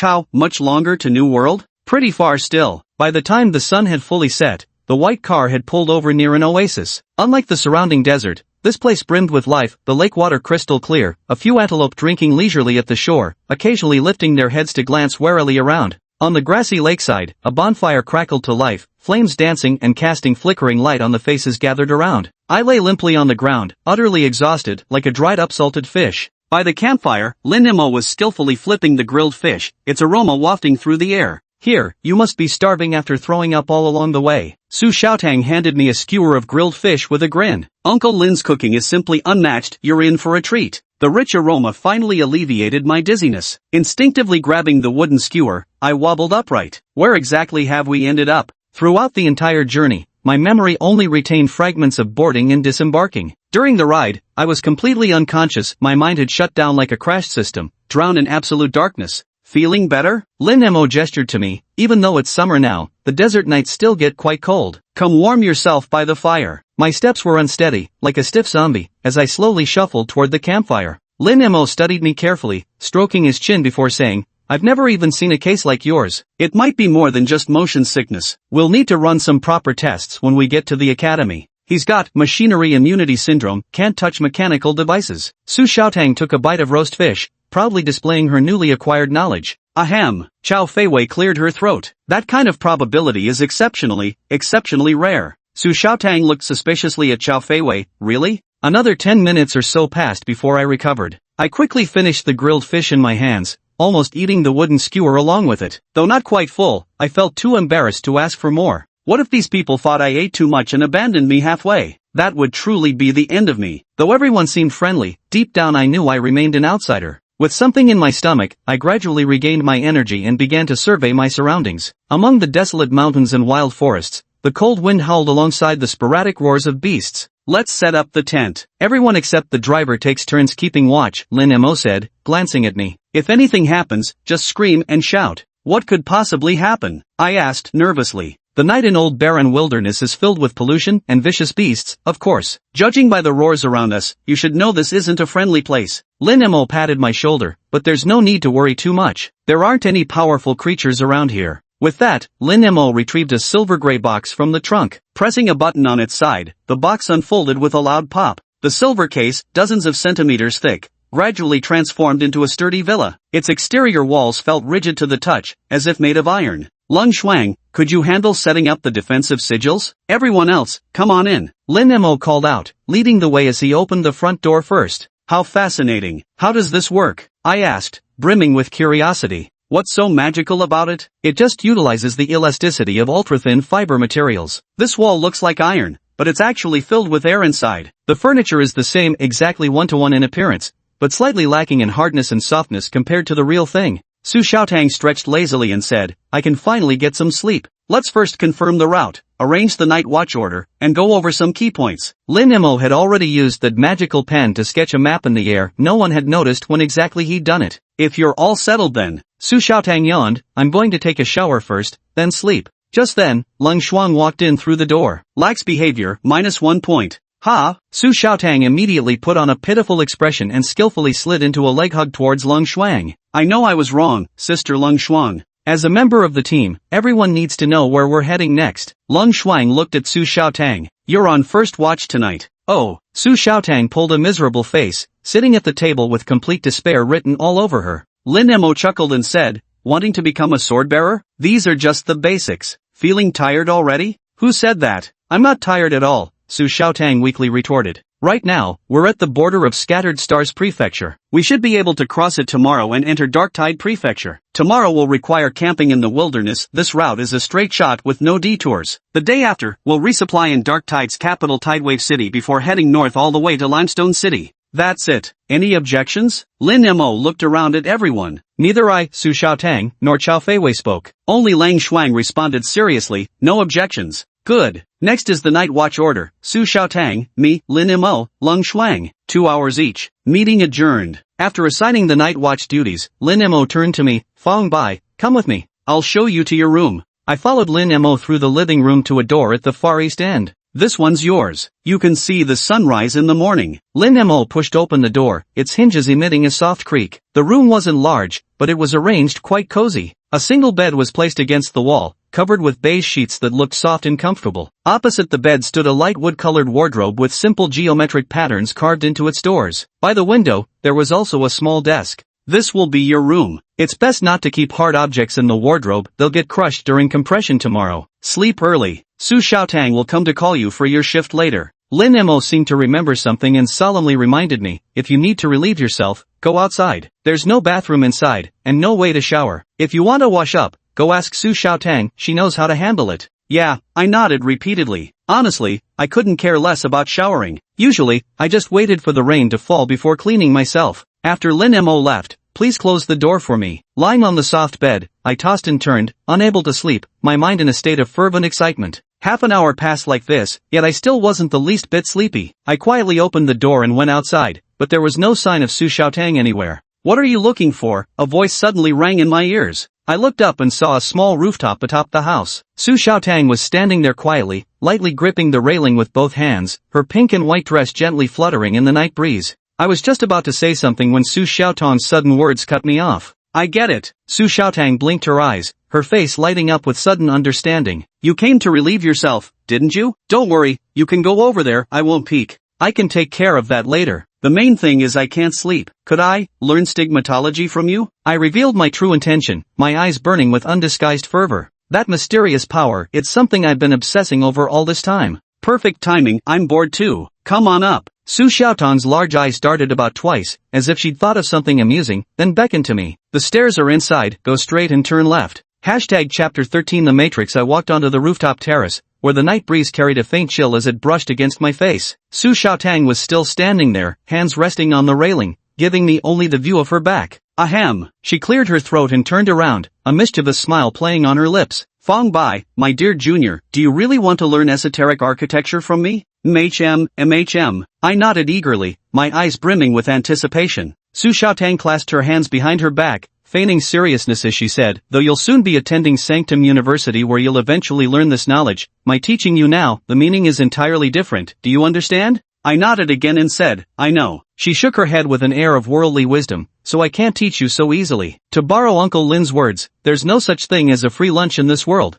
Having said that, she deliberately drew out her words, her eyes rolling mischievously, as if hatching some devious plan. I pulled out a thick stack of bills from my pocket, all in denominations of 50 and 100. This stack had to be worth at least several thousand nari. Looking at her earnestly, I asked, I can pay tuition. How much do you want? In my view, that knowledge was worth any price. Later, when I go to the new world, I can earn even more money with my skilled bump and scam techniques. I'm more than willing to invest this much as upfront cost. She waved her hand dismissively with a look of disdain. What would I want with your money? Unless, she paused deliberately, you call me Teacher Su, or Teacher Xiaotang. After a brief pause, she added, but only during class. At other times, you can still call me Senior, alright? I blinked, deftly stuffed the money back into my pocket, and replied without hesitation, got it, Teacher Xiaotang. Good. Su Xiaotang clasped her hands behind her back and circled around me once. Now sit on the floor and imagine this is our classroom. I'll play the teacher. Okay. I obediently sat on the floor, straightening my back. She slightly raised her chin and asked, now that class is starting, what should you say? I blinked again, my brain working at high speed, and quickly understood what she wanted. Clearing my throat, I said with solemn seriousness, hello, Teacher Xiaotang.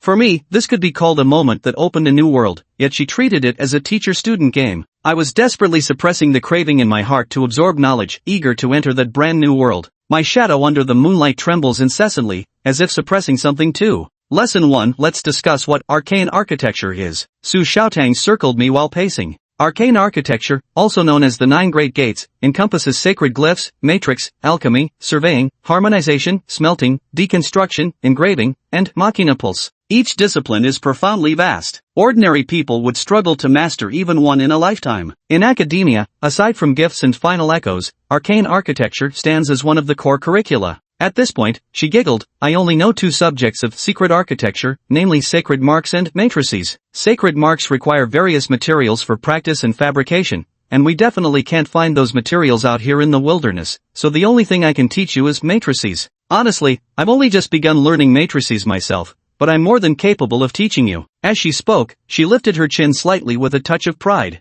Matrices also go by another name, matrix magic. Unlike alchemy's equivalent exchange, the only medium of exchange for matrices is mental energy. I know 2 basic matrices, Fireball and Lightbody. Which one do you want to learn? I licked my lips and said, I want to learn both. She raised an eyebrow slightly. You can only choose one. Although these are both basic matrices, they're not as simple as you might think. I pondered silently. Fireball reminded me of the time I was blasted away by the light sphere conjured by a missionary, probably a similar ability. Light and body could make one's body lighter, presumably allowing faster running and higher jumping. I could already jump higher than an ordinary person now. If I were to learn light and body, could I possibly fly directly? Most importantly, after being tormented by various monsters during this period, I now believe that escape abilities are the best survival skills. I choose light and body, I decided.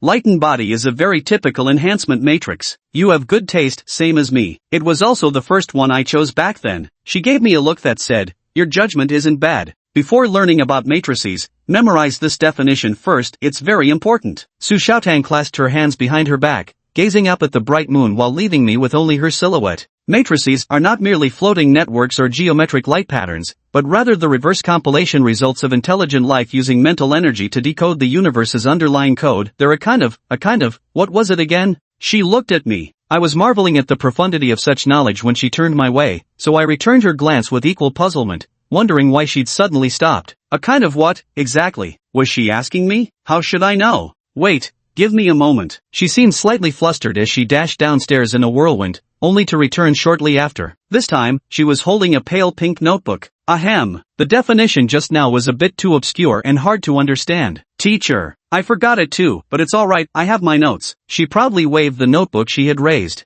My gaze was immediately drawn to it. the longing in my eyes almost tangible. I wondered if everything recorded inside was knowledge. If only I could take a peek. Let's start over. It is a hyperdimensional interference tool that elevates discrete spiritual will into a continuous rule field. Its essence can be summarized as a model that reconstructs objective laws through subjective cognition, creating a temporary protocol within a localized spacetime through the resonance of mental energy. This is the definition of a matrix. You must memorize it. First, repeat it with me a few times. If you find it hard to remember, I'll get you a notebook tomorrow. I tentatively asked, "Can I take a look at that notebook?" She hugged the notebook warily and asked, "Why?" I said, "I can memorize it after reading it a few times." Without even thinking, she immediately refused, "No," as if the notebook contained some earth-shattering secret. Reading several times and reciting several times are almost the same. You repeat after me. I'll say one sentence and you say one. Alright, actually I've already memorized it. Next just fall, what? She eyed me suspiciously, disbelief written all over her face. Recite it for me then. I immediately recited. The matrix is not merely a floating network or geometric light patterns, it is the result of intelligent beings reverse engineering the universe's underlying code through psychic energy. It is a hyperdimensional interference tool that elevates discrete spiritual will into a continuous rule field. Fundamentally, it can be summarized as a model that reconstructs objective laws through subjective cognition, creating temporary protocols within localized spacetime via the resonance of psychic energy. Recited word for word, without a single mistake. Her astonishment mingled with unmistakable envy, likely wishing she could borrow even a fraction of such formidable memory. I asked, "Can we start the actual learning now?" Chapter 14, Mental Strength. It's still far too early for formal training, Su Xiaotang said, sitting cross-legged on the floor in an imitation of someone obscure, shaking her head as she spoke. After understanding the definition of a matrix, you still need to learn how to harness mental strength. She paused for a moment, feigning profundity as she said, all 9 great mystic disciplines rely on spiritual power. The gap between geniuses and mediocrities essentially boils down to the difference in spiritual power. Since you've previously created a contamination source, your spiritual threshold must at least have reached the aberration level, close to LV.1. At this point, she suddenly sighed and said, in terms of innate psychic thresholds alone, you're not far behind me. It's just a shame, you're from the old provinces. She shook her head, her youthful face twisting into an exaggerated, the heavens envy genius expression. I was stunned and couldn't help but ask, can't the people of Jojo also study secret architecture? Yes, but arcane construction is always supplementary. You'll understand when you get to school. Let's not dwell on that, back to the lesson. I straightened my posture and quickly entered a focused learning state. The first step is to locate your spiritual energy. She patted the ground. Your sitting posture is incorrect, you should sit like this. I imitated her pose, crossing my legs and asking, is this sitting correctly? She nodded, then suddenly furrowed her brows, leaned in close to sniff me carefully, and immediately scooted back with a look of disgust. I could smell it in the car earlier, she said. You really need a shower, you're starting to go sour. Come to my room tomorrow night, and stay away from me for now. She glared at me. I obediently shifted back. Words like stinky and filthy were things I often heard to me, they were precisely my camouflage. I don't know if it was a habit formed since childhood, but I really didn't like bathing much, or perhaps in my hierarchy of survival needs, bathing simply wasn't essential. Alright, not too far now. Su Xiaotang waved her hand, signaling me to stop. In the end, we sat facing each other across a 3-meter distance. Su Xiaotang cleared her throat and began instructing me, do as I say. Close your eyes and project your consciousness to the surface of your skin, your hand or face will do. Imagine an invisible hand caressing that spot. Focus your attention until you feel a faint tingling reaction on your skin. I close my eyes, my breathing gradually steadying. I envision the back of my hand, and soon I feel an itch there, as if an invisible hand were lightly caressing it. As the sensation grew increasingly distinct, I found myself seemingly transforming into that invisible hand. Images began to emerge in my mind, countless eyes seemed to sprout upon that intangible limb, observing surroundings from every conceivable angle without a single blind spot. I was having a blast, grabbing, kneading, and rubbing, my control movements growing more and more skillful. Focus your mind completely. Imagine an invisible hand, or it doesn't have to be a hand, tentacles will do too. The key is whatever you conjure must be agile and flexible. Su Xiaotang's voice came from beside me. Only then did I remember Su Xiaotang was still by my side. I attempted to guide that hand to move near Su Xiaotang, but when the hand strayed beyond a meter away from me, the connection abruptly severed, and the hand slipped from my control. However, it still followed the path I had set, flying straight towards Su Xiaotang. At the same time, Su Xiaotang was staring at me and suddenly noticed my breathing was extremely rhythmic. With every exhalation, I exhaled visible, faint threads of light. How is this possible? Su Xiaotang widened her eyes in shock. Materialization? Immediately after, she felt a sharp pain in her forehead, as if she had been punched. Psychic fluctuations. She touched her forehead, realizing something was wrong. When she looked at me again, though it seemed unbelievable, the truth was right before her eyes. Fong Bai. Su Xiaotang stood up angrily, hands on hips as she strode toward me. Was it you? What did I do? I opened my eyes with a bewildered expression. Su Xiaotang looked skeptical. Did you find your psychic energy? I did. I nodded excitedly. But that hand thing can't fly too far, it goes out of control beyond 1 meter. And also, I feel kinda dizzy now. No sooner had the words left my mouth than my brain forcibly shut down, and I pitched headfirst into Su Xiaotang's arms. Su Xiaotang instinctively took a step back, leaving poor me to collide headfirst with the ground. Fong Bai? What's wrong? Don't scare me. Su Xiaotang panicked, her petite frame scooping me up as she stumbled downstairs in a fluster. Uncle Lin, come quick and take a look, she yelled while running, her voice tinged with alarm. When I opened my eyes again, I found myself sitting in a car without knowing when I'd gotten there. The scenery outside the window raced backward, the desert's yellow sands glinting in the sunlight. Where am I? I blinked, my head still groggy. I turned to see Ling Shuang seated rigidly to my right, her hard armor digging uncomfortably into my side. On Ling Shuang's right sat Su Xiaotang, gazing out the window with a pen between her teeth. Every now and then, inspiration would strike and she'd jot down a few words in her notebook. Lin Mo sat in front, leisurely polishing his pistol with a cloth. Hearing the movement, he turned his head and smiled. You're awake? How could I have fainted? I struggled to recall what happened before passing out. I had just mastered using psychic energy, and then, nothing. This wasn't the first time for me. Controlling the shadow wraith before had felt the same way. Last night, you exhausted all your mental energy at once, but that's not how psychic power should be used. Lin Mo's voice carried a teasing tone. Though it's not entirely your fault, teacher Xiaotang hasn't been very diligent. How was I to know he'd progress so fast? Su Xiaotang retorted indignantly. We hadn't even covered that part yet. Lin Mo set down the pistol and patiently explained, you materialized a hand using all your psychic energy, then simply threw it away, depleting your reserves. For the brain, psychic energy is like engine oil for machinery, it lubricates the system. Without it, the brain becomes dry and sluggish, leading to operational delays. At that point, your brain forces itself into protective shutdown. So that's how it is. I nodded thoughtfully. Come to think of it, Black Shadow fainting must have been from mental energy depletion too. Suddenly, I felt unwell, my stomach churning violently. I tapped on the car window, my face twisted in discomfort. Seeing my reaction in the rearview mirror, Chao Feiwei immediately rolled down my window. Ugh, UGH. I stuck my head out the window, vomiting uncontrollably. Ling Shuang remained expressionless but silently scooted away to avoid the splash zone. Su Xiaotang seemed accustomed to this scene and teased, maybe you should try walking to New World? I was too exhausted to speak, my mind completely blank. Chapter 15, Meditation. At sunset, that silver box was inflated once more, standing in the desert like a colossal inflatable fortress. After eating and drinking my fill, I first relieved myself in the wilderness. Upon returning, I felt refreshed and lighter, as if I'd shed several pounds. As per Su Xiaotang's request, I arrived at her room. Pushing the door open directly, a faint fragrance greeted me. The room was filled with girlish charm, pink walls adorned with cartoon stickers, and a row of adorable dolls lining the shelves, some wearing tiny dresses, others sporting bows. Beside the bed sat an enormous plush teddy bear, its round, beady eyes seeming to say, "Welcome to Su Xiaotang's room." Su Xiaotang was sprawled on the bed in a starfish position, eyebrows slightly raised. Don't you know to knock before entering someone's room? I froze for a moment before snapping back to reality, closing the door and knocking properly. Come in. Su Xiaotang's voice soon came from inside the room. This time, she was beaming with a smile. She opened the nearby cabinet and motioned for me to enter. Above the cabinet was a device I didn't recognize. This is an alchemical construct, an object created through alchemy with special functions. It produces water when infused with mental energy. Su Xiaotang explained, the water will vanish after a while, don't ask me the specifics because I don't know either. Wait until it dries before opening the door. These clothes belong to Uncle Lin. I'll go on night watch first. Come find me for more lessons after you're done washing. Oh, I nodded blankly, following the instructions. Entering the cabinet, I first looked up at the oddly shaped device, which resembled a large spoon with numerous holes in it. Attempting to channel my psychic energy into it, water immediately sprayed from the holes, perfectly tempered without wasting much energy. With my reserves, I could wash for 2 hours straight without issue.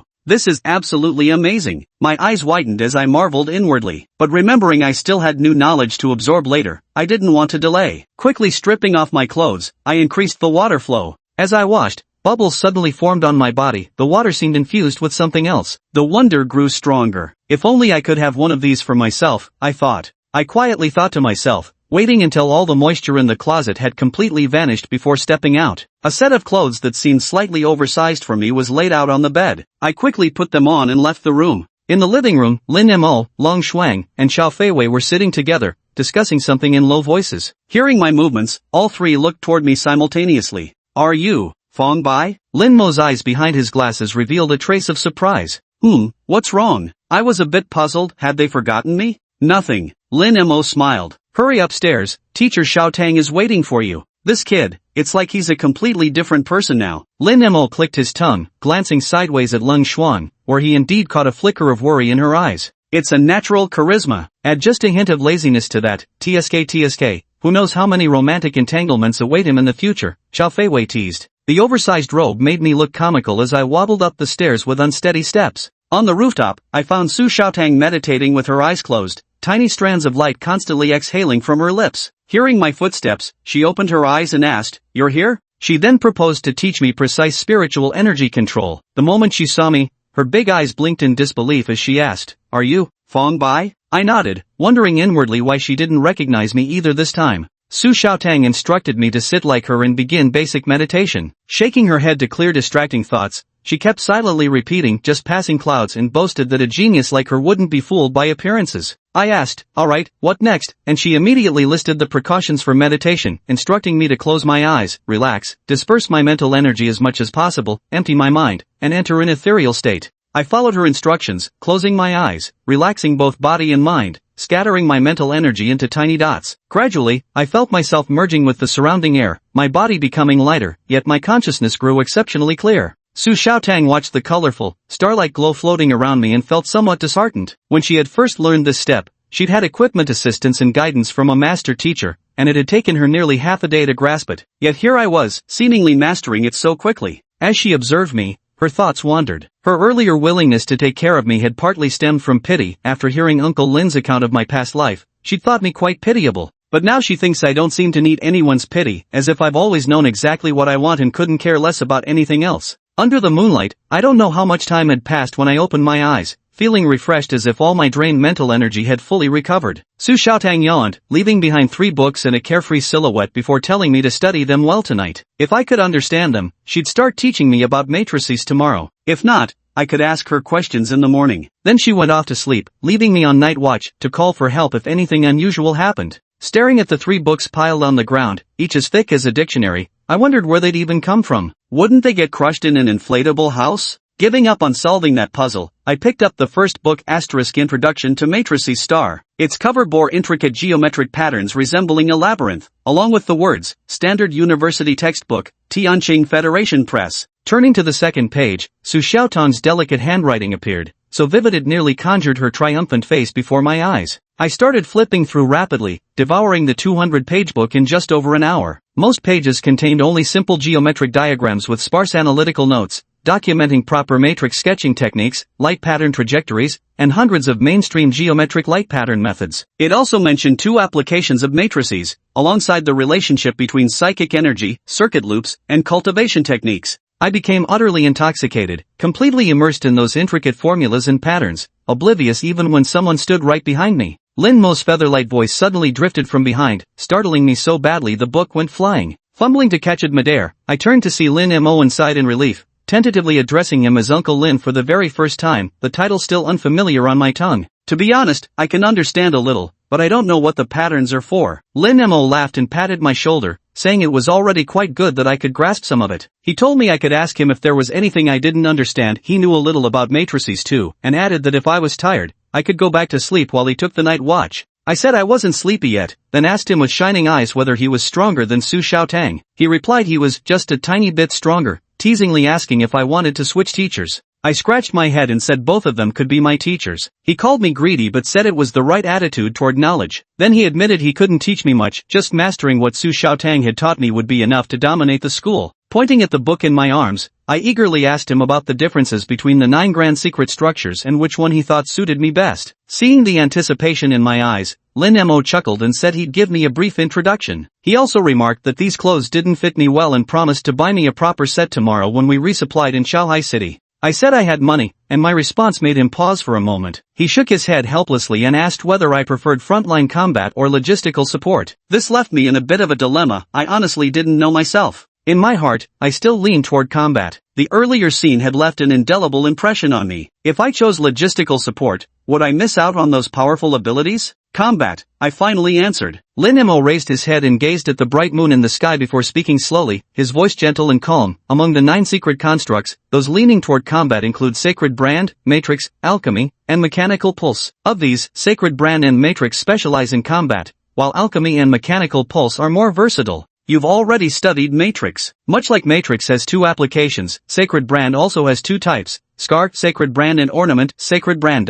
Scar, Stigmata, refers to the special wounds left on the body after consuming the mystical Stigmata elixir. These wounds contain latent Stigmata power that can be awakened. Accessory, Stigmata, is currently the mainstream form of Stigmata. Through secret alchemical methods, various materials are refined and fused to create wearable accessories imbued with activatable Stigmata abilities. The reason accessory, Stigmata dominates isn't just because they're easier to produce, but fundamentally because they possess exchange value and commercial attributes. They can be freely bought, sold, or gifted. The key difference between Scar, Stigmata and Accessory, Stigmata lies in durability. Scar, Stigmata doesn't degrade or require maintenance, consuming the elixir grants near-permanent Stigmata power. By contrast, Accessory, Stigmata necessitates regular upkeep and can be damaged through overuse. Upon hearing this, I frowned contemplatively and asked, if that's the case, wouldn't Stigmata be more powerful than matrices? If one covered their entire body with Accessory, Stigmata, wouldn't they gain countless abilities? Lin Mo shook his head with a smile and said, the valve slot in the circuit will balance everything. What's a valve slot? You'll find out once you complete your first eternal matrix. Learning too much at once will only cloud your mind. If you want to know about other arcane constructs, just study hard at school. Everything you need is there. Starting with Matrix is a great choice. It has a low floor but high ceiling, making it the most common arcane construct. Sacred marks can be bought with money, and while their practicality rivals that of Matrix,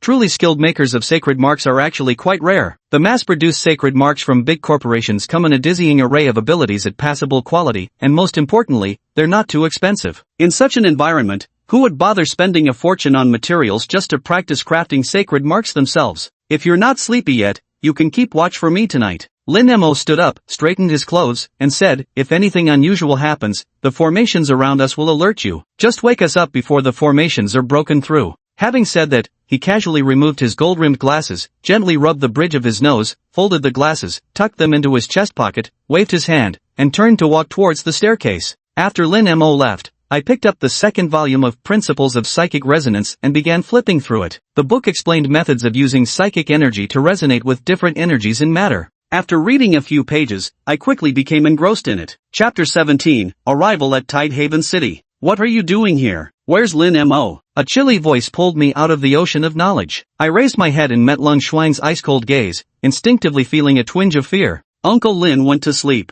I wasn't tired, so I stayed here to read and keep watch, I answered truthfully, my voice tinged with caution. Lung Xuan's eyes fell on the book in my hands, her eyebrows slightly raised as she asked, Su Xiaotan's textbook? I nodded gently. Suddenly, a cold shiver ran through me. I sniffled, sucking the dripping snot back in. When I looked up again, I found Lang Xuang already seated across from me. It felt as though an insurmountable iceberg had suddenly materialized before me, and the already chilly temperature seemed to drop even more sharply. Lang Xuang stared at me for a long time, making me intensely uncomfortable. She asked, is there anything in the book you don't understand? Hearing this question, I immediately perked up and replied, resonance and sympathetic vibration. I still don't quite grasp them. Lang Xuang didn't answer directly. Instead, she stretched out her hand, and a crystalline ice sword slowly condensed in her palm. She said coolly, if this were just an ordinary ice sword, channeling psychic energy into it to enhance its force and sharpness would be the simplest form of material resonance. Next, a faint blue light shimmered across the ice blade as she continued, if the ice blade carries an additional layer of ice attribute energy and mental force aligns with this energy, resonance will occur. This is the simplest form of energy resonance. I couldn't help but reach out to touch that ice sword, but before my fingers could brush against it, a single glare from Frost sent me recoiling. Sheathing her frost blade, Frost turned her gaze back to the book in my hands and said, resonance is simple, you can practice by picking up any stone from the ground, but to truly understand sympathy, you'll need proper mastery of the matrix before attempting it.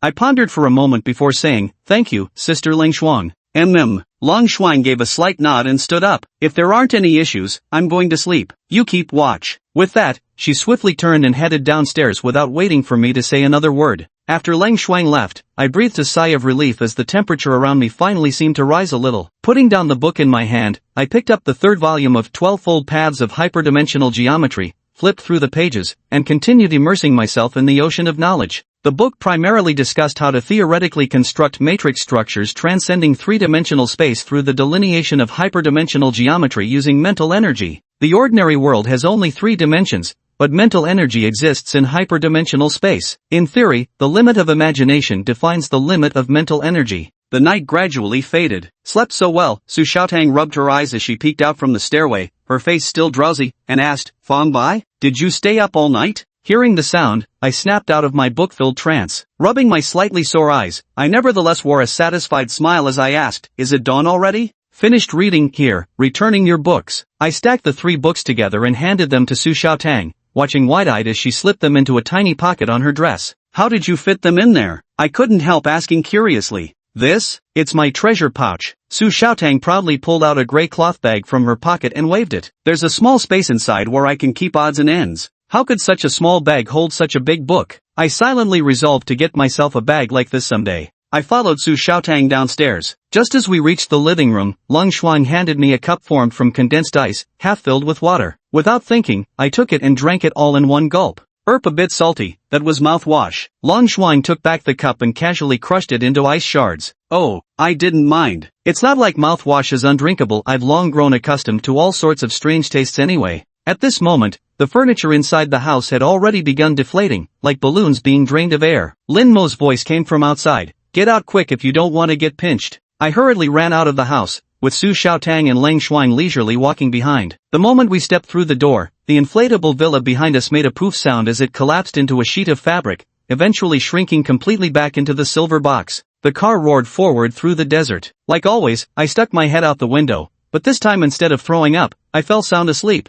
My head bobbed and swayed with the car's jolts. Su Xiaotang absent-mindedly scribbled notes. Lin Mo and Lang Shuang each zoned out. The only serious person in the vehicle was the driver, Chao Feiwei. The sunlight spilled over the desert, stretching the shadow of the car long across the yellow sands. In the distance, an ancient city stood solitary at the edge of the desert. The weathered walls, their ochre bricks eroded by wind and sand until their edges blurred, still stood stubbornly tall. Lin Mo glanced at the mechanical pocket watch on his wrist and said, We're running later than expected. Let's rest in the city tonight. Yay! No more night watch. Su Xiaotang cheered. Finally, a good night's sleep. Chapter 18, Circuit Overload. That evening, exhausted from following the group to stock up on supplies, we checked into a high-end courier station in the city and booked 5 rooms, each with its own bathroom. In the past, I would have marveled at the luxury of this way station and the delicious dinner, but now, my craving for esoteric knowledge made me completely indifferent to such external pleasures. The food was tasteless, and my mind was solely occupied with the desire to get closer to knowledge. To others, I probably appeared absent-minded, as if possessed. I had been eagerly anticipating the evening. Standing outside Su Xiaotang's room, I trembled with excitement. Finally, it's finally night.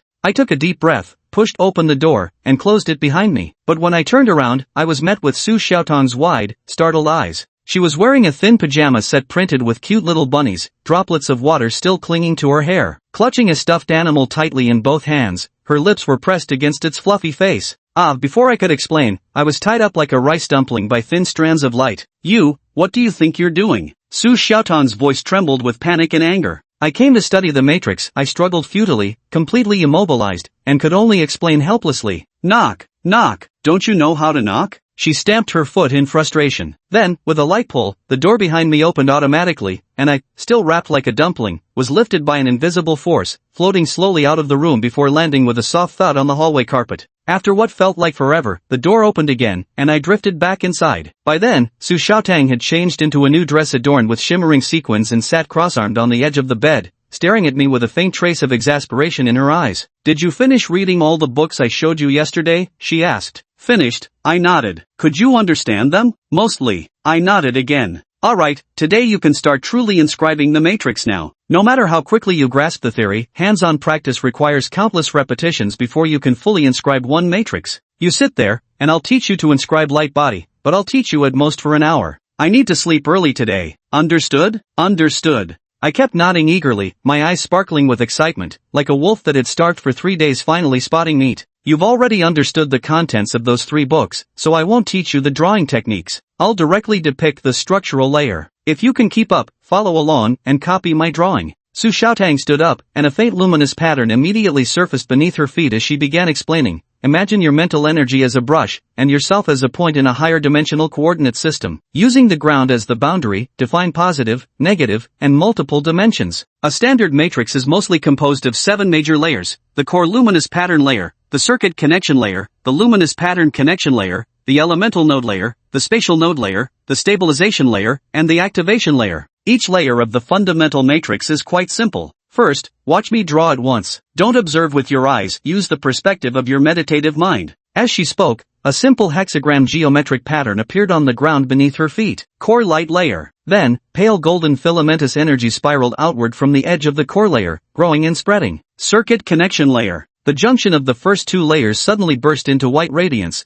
as more intricate geometric light patterns continuously expanded. Light pattern connection layer. All lines were now overlaid with the cyan green hue symbolizing the wind attribute. Elemental node layer. The light patterns extended from the circuit connection layer, traversing surreal dimensions to connect with Su Xiaotang. Spatial node layer. The entire matrix seemed to come alive as cyan green wind energy flowed slowly across its surface. Stabilization layer. A miniature simplified matrix formed atop the completed structure. Activation layer. Light body. Su Xiaotang murmured softly. In the next instant, the matrix dissipated, leaving only a thin layer of cyan energy enveloping her. I broke it down step by step just so you could see clearly. In reality, even an impromptu engraving would be much faster than this. Breaking it down like this is exhausting. It consumes over 10 times the mental energy of normal lifewood usage. Su Xiaotang retracted the glowing patterns and looked at me. The matrix involves higher dimensional space, so it can't be drawn on paper. If you want to learn, you'll have to rely on me demonstrating it over and over. An hour still feels a bit optimistic. I can show you at most 20 times. If only we had a memory crystal. Fong Bai? Su Xiaotang suddenly noticed my dazed expression and frowned. She leaned in close to my ear and shouted, Fong Bai. I jerked awake as if startled from a dream. Ha?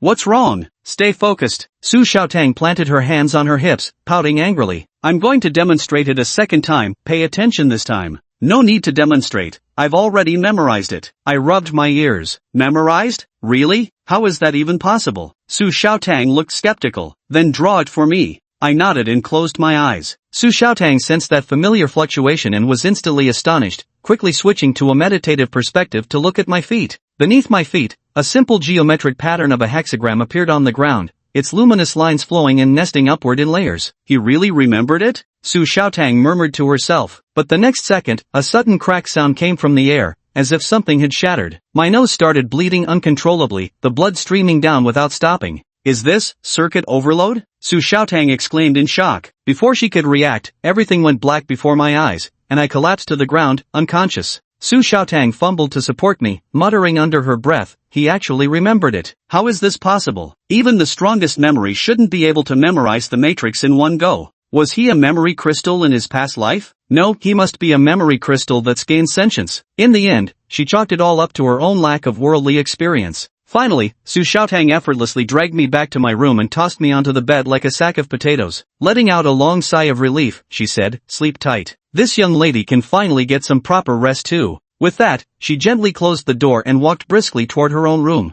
Chapter 19. Unable to break through the threshold the next day, the group set out once again. The sky suddenly darkened as we traversed the barren wasteland and entered beneath a massive storm cloud. The surrounding vegetation grew denser, with enormous mushrooms unfurling like umbrellas. Luminescent vines twisted around the tree trunks, and occasionally, flowers that spewed colorful smoke could be glimpsed. As evening fell, Chao Feiwei parked her car beneath a colossal mushroom, its cap towering as high as a 3-story building while its stem shimmered with glowing spots that flickered like stars in the night sky. The group sat around the campfire, eating dry rations. Look at these 2 cups of water. Lin Mo gestured to the 2 ice-carved cups in his hands. He tilted the one in his left hand, letting the water pour slowly onto the ground, then abruptly overturned the right cup, causing the water to splash loudly across the earth. The circuit is just like these 2 cups. To channel mental energy, you only need to tilt it, no need to flip it completely, Lin Mo explained. Doing so triggers 2 negative outcomes. First, the matrix runes can't withstand the resulting resonance, causing overload. Second, all mental energy in the circuit is purged at once, forcing the brain into mandatory hibernation. He looked at me. Based on what Su Xiaotang described,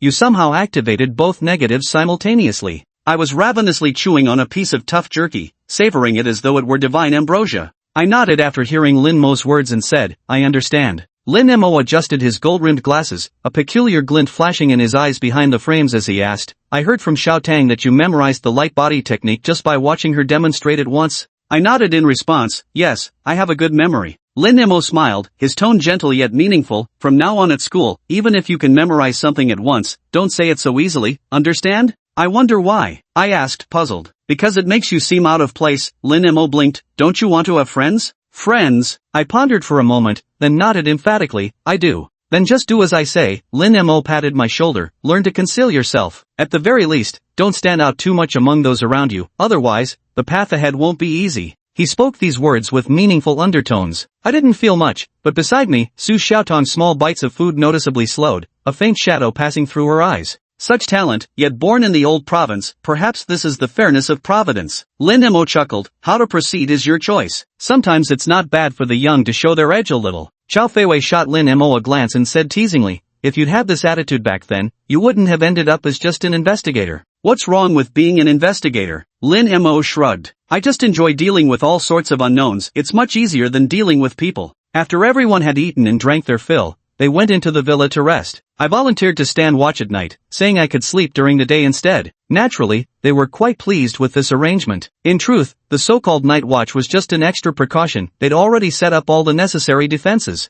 On the rooftop swept by cold winds, I stood by the railing, gazing at the scene below. The sky above Anqiazu was unlike that of Lingxingzhou, devoid of stars or moon, instead filled with flowing ribbons of color drifting slowly across the night sky. The distant mushroom forest looked ethereally dreamy under the glow of those ribbons. Lost in the sight, I murmured my first awestruck realization, the world, how vast it is. Taking a deep breath, I focused intently, whispering to myself, core luminescence layer, circuit connection layer, light pattern layer, element node layer, spatial node layer, stabilization layer, activation layer. This time, I meticulously controlled every strand of light, ensuring their thickness, size, and all other specifications perfectly matched Su Xiaotang's original engravings. Each stroke was executed with ruler-like precision. It's done. I could feel the resonance from my mental energy. The matrix had perfectly closed, forming a magnificent and flawless hyperdimensional cube. But, why isn't it working? I wondered inwardly. Maintaining the matrix's form required consuming mental energy, and although the expenditure wasn't significant, continuing like this wouldn't be sustainable. I carefully recalled Su Xiaotang's process of activating the matrix and suddenly uttered, lightweight. On the matrix, the seventh layer, called the activation layer, instantly lit up. The next moment, a cyan glow enveloped my entire body. I felt as light as a feather, as if a mere breeze could carry me away. Is this light body technique? I excitedly moved my feet, feeling as if I were stepping on cotton, weightless and airy. I attempted a jump and found myself soaring nearly 2 meters high. I feel like I could fly. I couldn't help but laugh out loud with glee. I leaped down from the second floor, landing almost soundlessly. Then, pushing off the wall for momentum, I effortlessly sprang back up to the second floor, my movements as fluid as a nimble cat. Ha ha ha, I was having the time of my life, behaving like a child who just received a new toy, bouncing around the villa, sometimes jumping off the roof, other times running along the walls. However, I soon began to feel a slight headache. Realizing it might be due to depleted mental energy, I quickly erased the matrix beneath my feet. The cyan glow gradually faded, and my body returned to its normal weight. The duration was a bit short. I massaged my temples, feeling somewhat regretful. How can I increase my mental energy? I began to recognize the key issue. I wondered if having infinite mental energy would allow me to maintain light body throughout the entire day. There must be a way. I'll ask tomorrow. The next morning, even before boarding the vehicle, I couldn't wait any longer and blurted out the question that had been burning in my mind all night. How can I strengthen my mental energy? The moment the question was voiced, the atmosphere instantly froze. Everyone packing their things exchanged glances, and for a moment, no one spoke. I looked at Su Xiaotang, who turned her head away and said softly, people from Zhouzhou can never gain recognition from the final orthodoxy. No matter how monstrous their talents may be, their psionic threshold can never break through LV.1. Though I didn't quite understand what this final orthodoxy was, the terms people from Zhouzhou and can't break through LV.1 rang crystal clear. The joy originally brought by mastering Lightfoot was instantly washed away, as if someone had poured a bucket of ice water over my head from top to toe. After getting in the car, I kept my head down, my whole being wilted like an eggplant, miraculously free from motion sickness for once. Lin Mo glanced at me through the rearview mirror and comforted, don't be too upset. Even in New World, where people generally possess psychic talents, very few can break through to LV.1. His tone lightened slightly, as if offering encouragement. Your starting point has already surpassed the finishing line for a great many New Worlders. Is that so? I lifted my head. I've surpassed most people in New World? Exactly, Su Xiaotang nodded in agreement. But she could no longer hear my reply, for I had already stuck my head out the window, eyes glassy, frothing at the mouth, my face as ghastly pale as a corpse's. Chapter 20, Arriving at Lime City. For me, this journey was an unprecedented novel experience in my life. Everything along the way felt entirely new and fascinating. From scattered states to Dark-Tide State, and then all that arcane knowledge of esoteric architecture, I was practically dazzled by it all. Learning that my psychic powers couldn't advance further plunged me into frustration for a while, but gradually I've come to accept it. I think living well like this and seeing more of the world isn't bad at all. Compared to my previous life, I'm already living quite happily now. What reason do I have to be unsatisfied? In the days that followed, I not only learned the inscription method for the everlasting matrix, but also mastered another matrix, Fireball, giving me basic offensive means against contamination. For me, carving the permanent matrix wasn't particularly difficult, it merely shifted the process from outside the body to within the circuitry. Once I learned internal visualization, the engraving method remained essentially the same. The real challenge lay in the tremendous mental energy required for carving the matrix within the circuitry. Even with constant meditation to restore my mental stamina throughout the night, I could only complete a single layer of the matrix. According to Su Xiaotang, mastering the permanent matrix would allow instant activation and deactivation of its powers. With perfect timing in toggling the matrix, even someone with low mental thresholds could sustain prolonged combat. On the 5th day of entering Dark-Tide Prefecture, we finally glimpsed our destination, Limestone City. Its silhouette loomed ominously against the ashen skyline, exuding an oppressive aura from afar. A deep haze loomed over the city, as if an invisible hand were gripping it tightly. This place is probably contaminated. Lin Mo's expression was grave as he stared at the readings steadily rising on the device in his hand. On this scale, could it be a tyrant? What's happened to this city? Qiao Feiwei furrowed her brows, her voice tinged with unease. Something ahead, slow down, Lin Mo warned. Qiao Feiwei stared at the dark swarming mass ahead with a puzzled expression. Pollution? Beside me, Lung Shuang had already entered combat readiness, her sharp eyes vigilant for any abnormality. In my dazed state, my nose suddenly twitched as if activated. Slowly opening my eyes, I murmured, the scent of monsters. For some reason, my heart stirred with an odd longing and intense craving to eat something. Probably just hunger. Rubbing my stomach, this gnawing emptiness even overpowered my motion sickness, allowing me to briefly take in the panorama of Limestone City. Yet the sight before me sank my heart. The road outside the city was paved with emaciated skeletons, skeletal figures desperately surging toward us, chanting "Have mercy, just a bite to eat, help us, please." Some people lay motionless on the ground, their bodies decaying and emitting a nauseating stench. Even more suffocating was the sight of others kneeling to gnaw at corpses of their own kind, while some used knives to carve flesh from their own bodies to feed children already dead in their arms. The air was thick with despair and the scent of death. My throat felt blocked by something. I opened my mouth but no sound came out, overwhelmed by dizziness. Where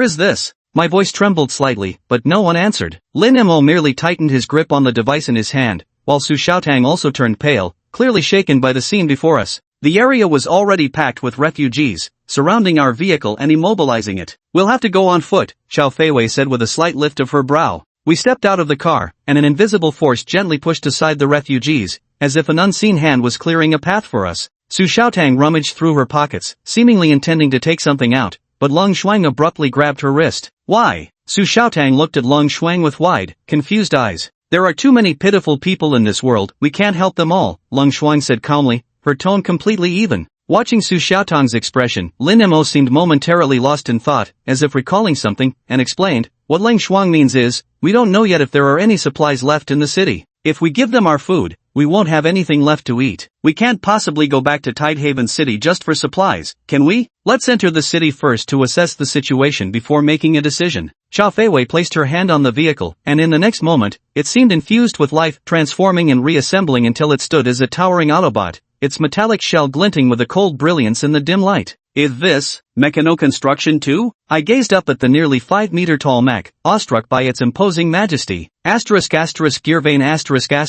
Qiao Feiwei replied, turning to see the sparkle in my eyes. "It awakens machinery, resonating the mind with mechanics. Want to learn?" "Yes," I nodded eagerly. Qiao Feiwei flashed a mysterious smile. 100,000 Nali, and I promise to teach you everything. After a thoughtful pause, I asked earnestly, "I don't have that much. Can you lower the price?" Chow Feiwei was about to say something when Lin Mo interrupted her. Mechanic veins are corporate secrets, different from matrix or sacred marks. They're the lifeblood of Tiangong workshop. Private instruction is prohibited. She wouldn't dare teach you even for money. If you're genuinely interested, you can learn some basics of mechanic veins at Tugwang Sanctum University. But if you want to go deeper, you'll have to advance your studies at Tiangong workshop. Boring. Chow Feiwei curled her lips in dissatisfaction. With the motorcyclists leading the way, we slowly approached the gates of Limestone City, inevitably stepping on dried bones that crunched beneath our feet with a brittle crack. Why did this place end up like this? Su Xiaotang asked with sorrow in her eyes. That's exactly why we're here, Lin Mo replied, indifferent to the bones beneath his feet. He lifted his gaze to the dark clouds looming over Limestone City. Unraveling mysteries bit by bit,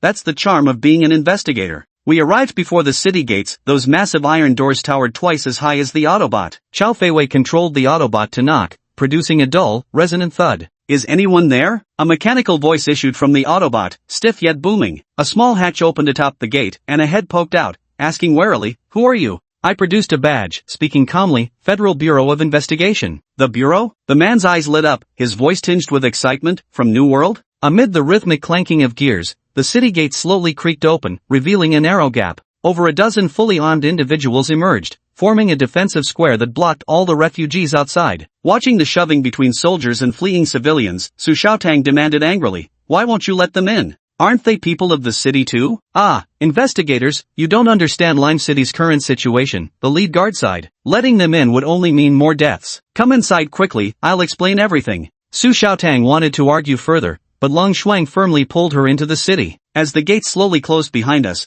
the desperate wails of refugees were cut off. The city's interior presented a stark contrast to the outside. Occasionally open shops lined the streets, and one could even hear vendors bartering goods with their characteristic street cries. Yet, the entire city remained shrouded in desolation. Everywhere you looked, citizens dressed in tattered rags or barely clothed could be seen, their eyes hollow, their steps unsteady, like walking corpses. The air was heavy with the stench of rotting flesh. The escort leading the way explained the situation in Lime City as we walked. Lime City was originally a major metropolis with a population of over 600,000. But after the sudden outbreak of the plague half a year ago, the population plummeted to less than half of what it was before. With so many dead, the fields and crops were abandoned. The only way to obtain food now is by purchasing it from outside. But when nearby cities learned of the plague in Lime City, they refused to engage in any trade or travel with us. Now, Lime City is completely isolated, without reinforcements, and every bite of stored food brings us closer to famine. The plague has lasted for half a year? I furrowed my brows slightly, a hint of skepticism in my voice. The Federation's response shouldn't be this slow.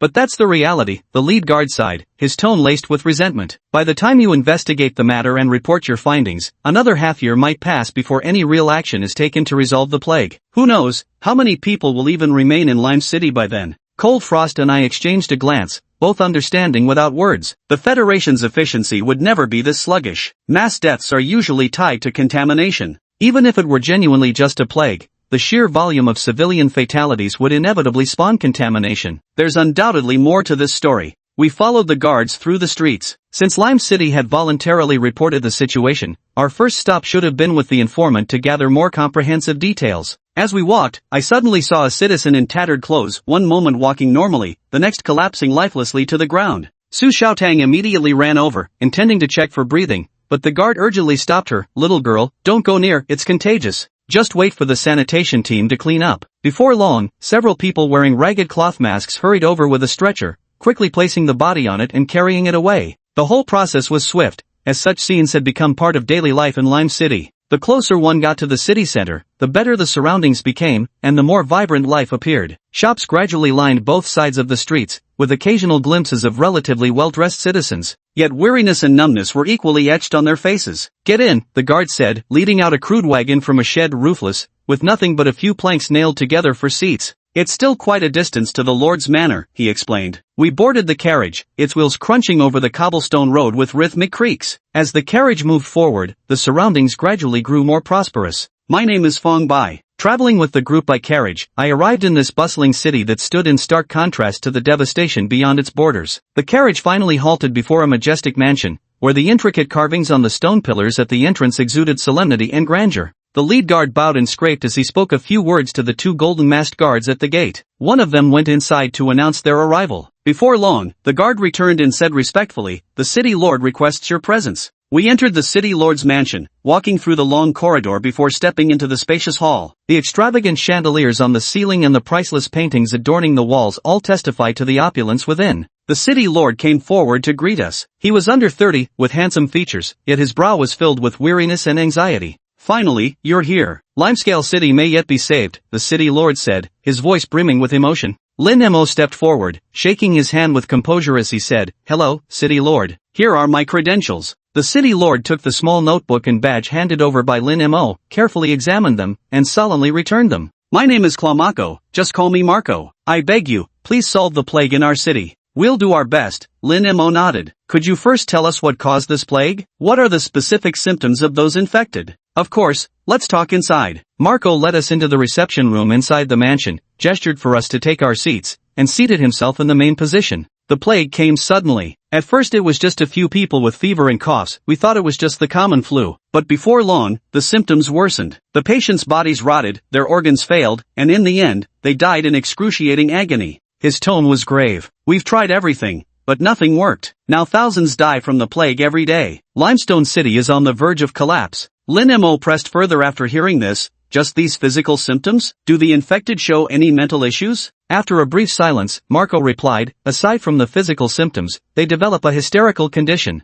"Hysteria?" A sharp glint flashed in Lin Mo's eyes. "What are the specific symptoms?" Marco's expression turned grave. "Those infected with the plague suddenly fall into extreme frenzy at certain moments. Some scream wildly, claiming to see deceased loved ones, while others become violently aggressive, attacking people around them." He paused, his voice dropping lower. "I suspect it might be related to contamination." Lin Mo fixed him with a stare. "If you suspect contamination, why didn't you report it immediately?" Marco lowered his head, his face full of guilt and anguish. "I wanted to solve it on my own. With the old city lord's sudden passing, if I didn't achieve some political accomplishments, I wouldn't secure my current position. I never thought things would become this severe." His voice grew quieter. "This is my fault. Because of my selfishness, hundreds of thousands of citizens lost their lives. Once the problem is resolved, I will await the federal investigation." Lin Mo stood up. "Let's not discuss your issues for now. The top priority is to find the source of this plague as quickly as possible. I hope you can cooperate with us." Marco also rose. "To make amends, I will fully cooperate." Lin Mo nodded, his tone softening somewhat. "First find us a place to stay." Marco responded immediately. "I'll arrange it right away." There are several guest rooms in the city lord's residence, though not luxurious, they are secure and comfortable enough. "You can rest there for now.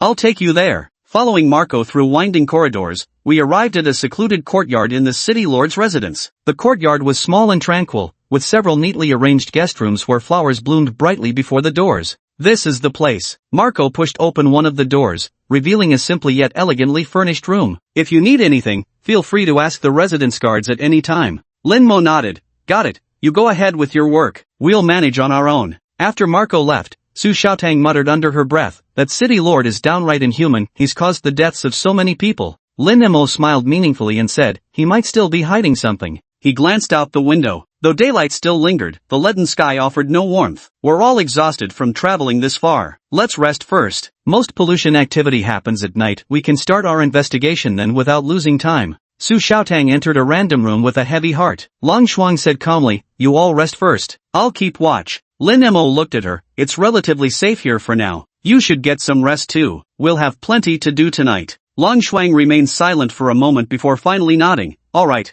I chose an unoccupied room and pushed open the door. I wasn't sleepy, I practically slept the whole way here. Sitting cross-legged on the bed, I entered an introspective state and continued inscribing permanence, light body. As night fell, the limestone city was swallowed by darkness. The dim streetlights stood alone by the roadside, and beyond the small pools of light they cast, the surroundings were pitch black. I walked through the darkness, a glowing white thread wrapped around my wrist, its other end connected to Su Xiaotang. We were operating separately, but since I was still a rookie, I was assigned to work with Su Xiaotang. Truth be told, I didn't have to come out at all. I volunteered to join the investigation, wanting to contribute to our small team. In this pitch-black mess, I can't even see the road clearly. If we actually encounter a contaminant, I wouldn't even spot it, Su Xiaotang muttered ahead, full of complaints. Suddenly, a sharp cry came from beneath Su Xiaotang's feet. "Ghost!" Su Xiaotang screamed in terror, leaping behind me like a startled rabbit and clutching my arm tightly. "What ghost? You stepped on my hand. Watch where you're going, came a weathered male voice from the darkness. Realizing what had happened, Su Xiaotang summoned a floating fireball overhead with a whoosh. The flickering light illuminated a small area, revealing a gaunt middle-aged man lying on the ground, clutching his trampled hand. Why are you sleeping here? Su Xiaotang relaxed with an apologetic tone.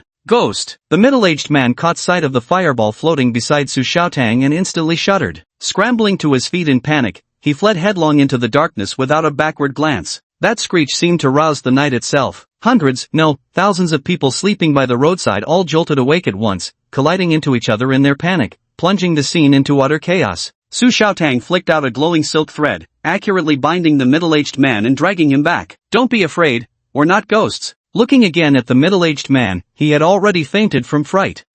Su Xiaotang blinked her eyes and had no choice but to put the person down, clasping her hands together in a whisper. I'm sorry, I didn't mean to scare you. Feeling the lively atmosphere around her, Su Xiaotang looked puzzled. Why are all these people sleeping on the roadside? Don't they have homes? I reminded her, this city can house 600,000 people. After more than half died from the plague, most of the houses must be empty. Su Xiaotang suddenly understood. Oh, right. They must have houses enough for 2 rooms each person. I blinked and said, seniors, I think. Maybe we should ask someone why they're sleeping outside. Alright, let's do what you suggested. Su Xiaotang nodded, then raised her voice and called out, stop running. We're federal investigators here to resolve the plague incident. Murmurs arose from the darkness. I thought to myself, what the hell are federal investigators? Then someone nearby chimed in, sounds like ghosts with very long names. Another person said, never heard of them. Someone else speculated, the Federation, is that the Skyfall Federation? After quite some time, the chaos in the clearing gradually subsided. A voice emerged from the darkness. So what the hell are these federal investigators? You claiming you're here to deal with the plague?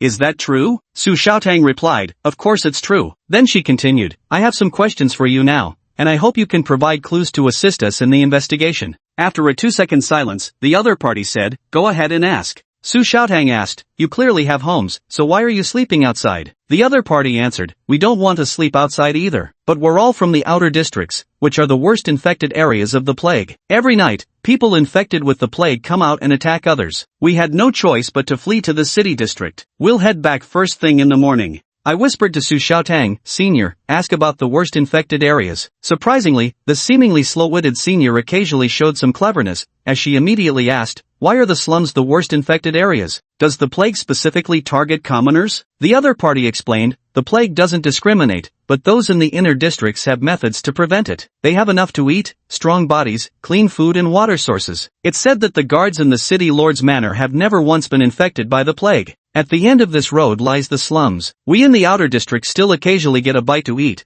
but food supplies in the slums have been cut off for 3 months. Rumor has it they've survived by eating people. You'd best not go over there. Even those uninfected by the plague have turned to cannibalism. After getting the lead, Su Xiaotang immediately suggested, let's check out the slums. I hesitated a bit and said, not a good idea. What if we get bitten? Su Xiaotang patted her chest reassuringly, don't worry, I'll protect you. Forget about ordinary people, even 2 or 3 polluted creatures wouldn't stand a chance getting close to you. Without waiting for my reaction, she quickened her pace ahead. My wrist remained tethered by the silk thread, as if an unseen force propelled me forward. Walking became much faster and far less strenuous than before. To avoid startling the people sleeping by the roadside, Su Xiaotang found a piece of cardboard from somewhere and disguised the fireball floating beside her as a lantern, making it look like an ordinary lighting tool. As I walked, I suddenly stopped in my tracks. Su Xiaotang turned back curiously, and I asked her, did you hear that sound? She retorted, what sound? I vocalized the melody of that sound. Tick-tock, ding-dong, da-da-da, dee-dee-ding-dong, boom-boom. Su Xiaotang rolled her eyes at me but still chose to believe me. She took out an oval-shaped object from her pouch of treasures and stuffed it into her ear, saying, there really is something, it sounds like music. Who's playing? Then, surprised, she added, by the way, how could you hear such a faint sound? I rubbed my ears but still couldn't pinpoint the source of the sound. It felt as though it was coming from the sky. When I turned my head, I saw Su Xiaotang wearing a suggestive smirk. I asked her, what's with you? My voice snapped her back to reality, and she immediately exclaimed, pollution. That sound must be pollution. I picked up a stone and forcefully carved a large circle on the slate. To make it more noticeable, I casually drew a few long lines beside it. Su Xiaotang curiously asked what I was doing, and I explained, the sound of the qin appeared suddenly, so there must be something nearby. We can't see anything at night, but tomorrow during the day, we'll come back to this spot and might find some clues. Su Xiaotang's eyes lit up, and she reached out to pat my head, saying, not bad, Junior. You're really sharp. Due to long-term malnutrition, even though I was already 17, I was just over 1.6 meters tall, barely reaching Su Xiaotang's chin, so she could effortlessly pat my head. As she kept patting, Su Xiaotang noticed how unusually pleasant it felt, and only reluctantly moved her hand away after I smacked her wrist. The two continued forward when Su Xiaotang suddenly said, "Fang Bai, Jr., can I discuss something with you?" I asked, "What is it?" She continued, "About the sound of the qin. Let's pretend that I was the one who discovered it, alright? Don't mention it. I'll go tell Sister Lung Xuan."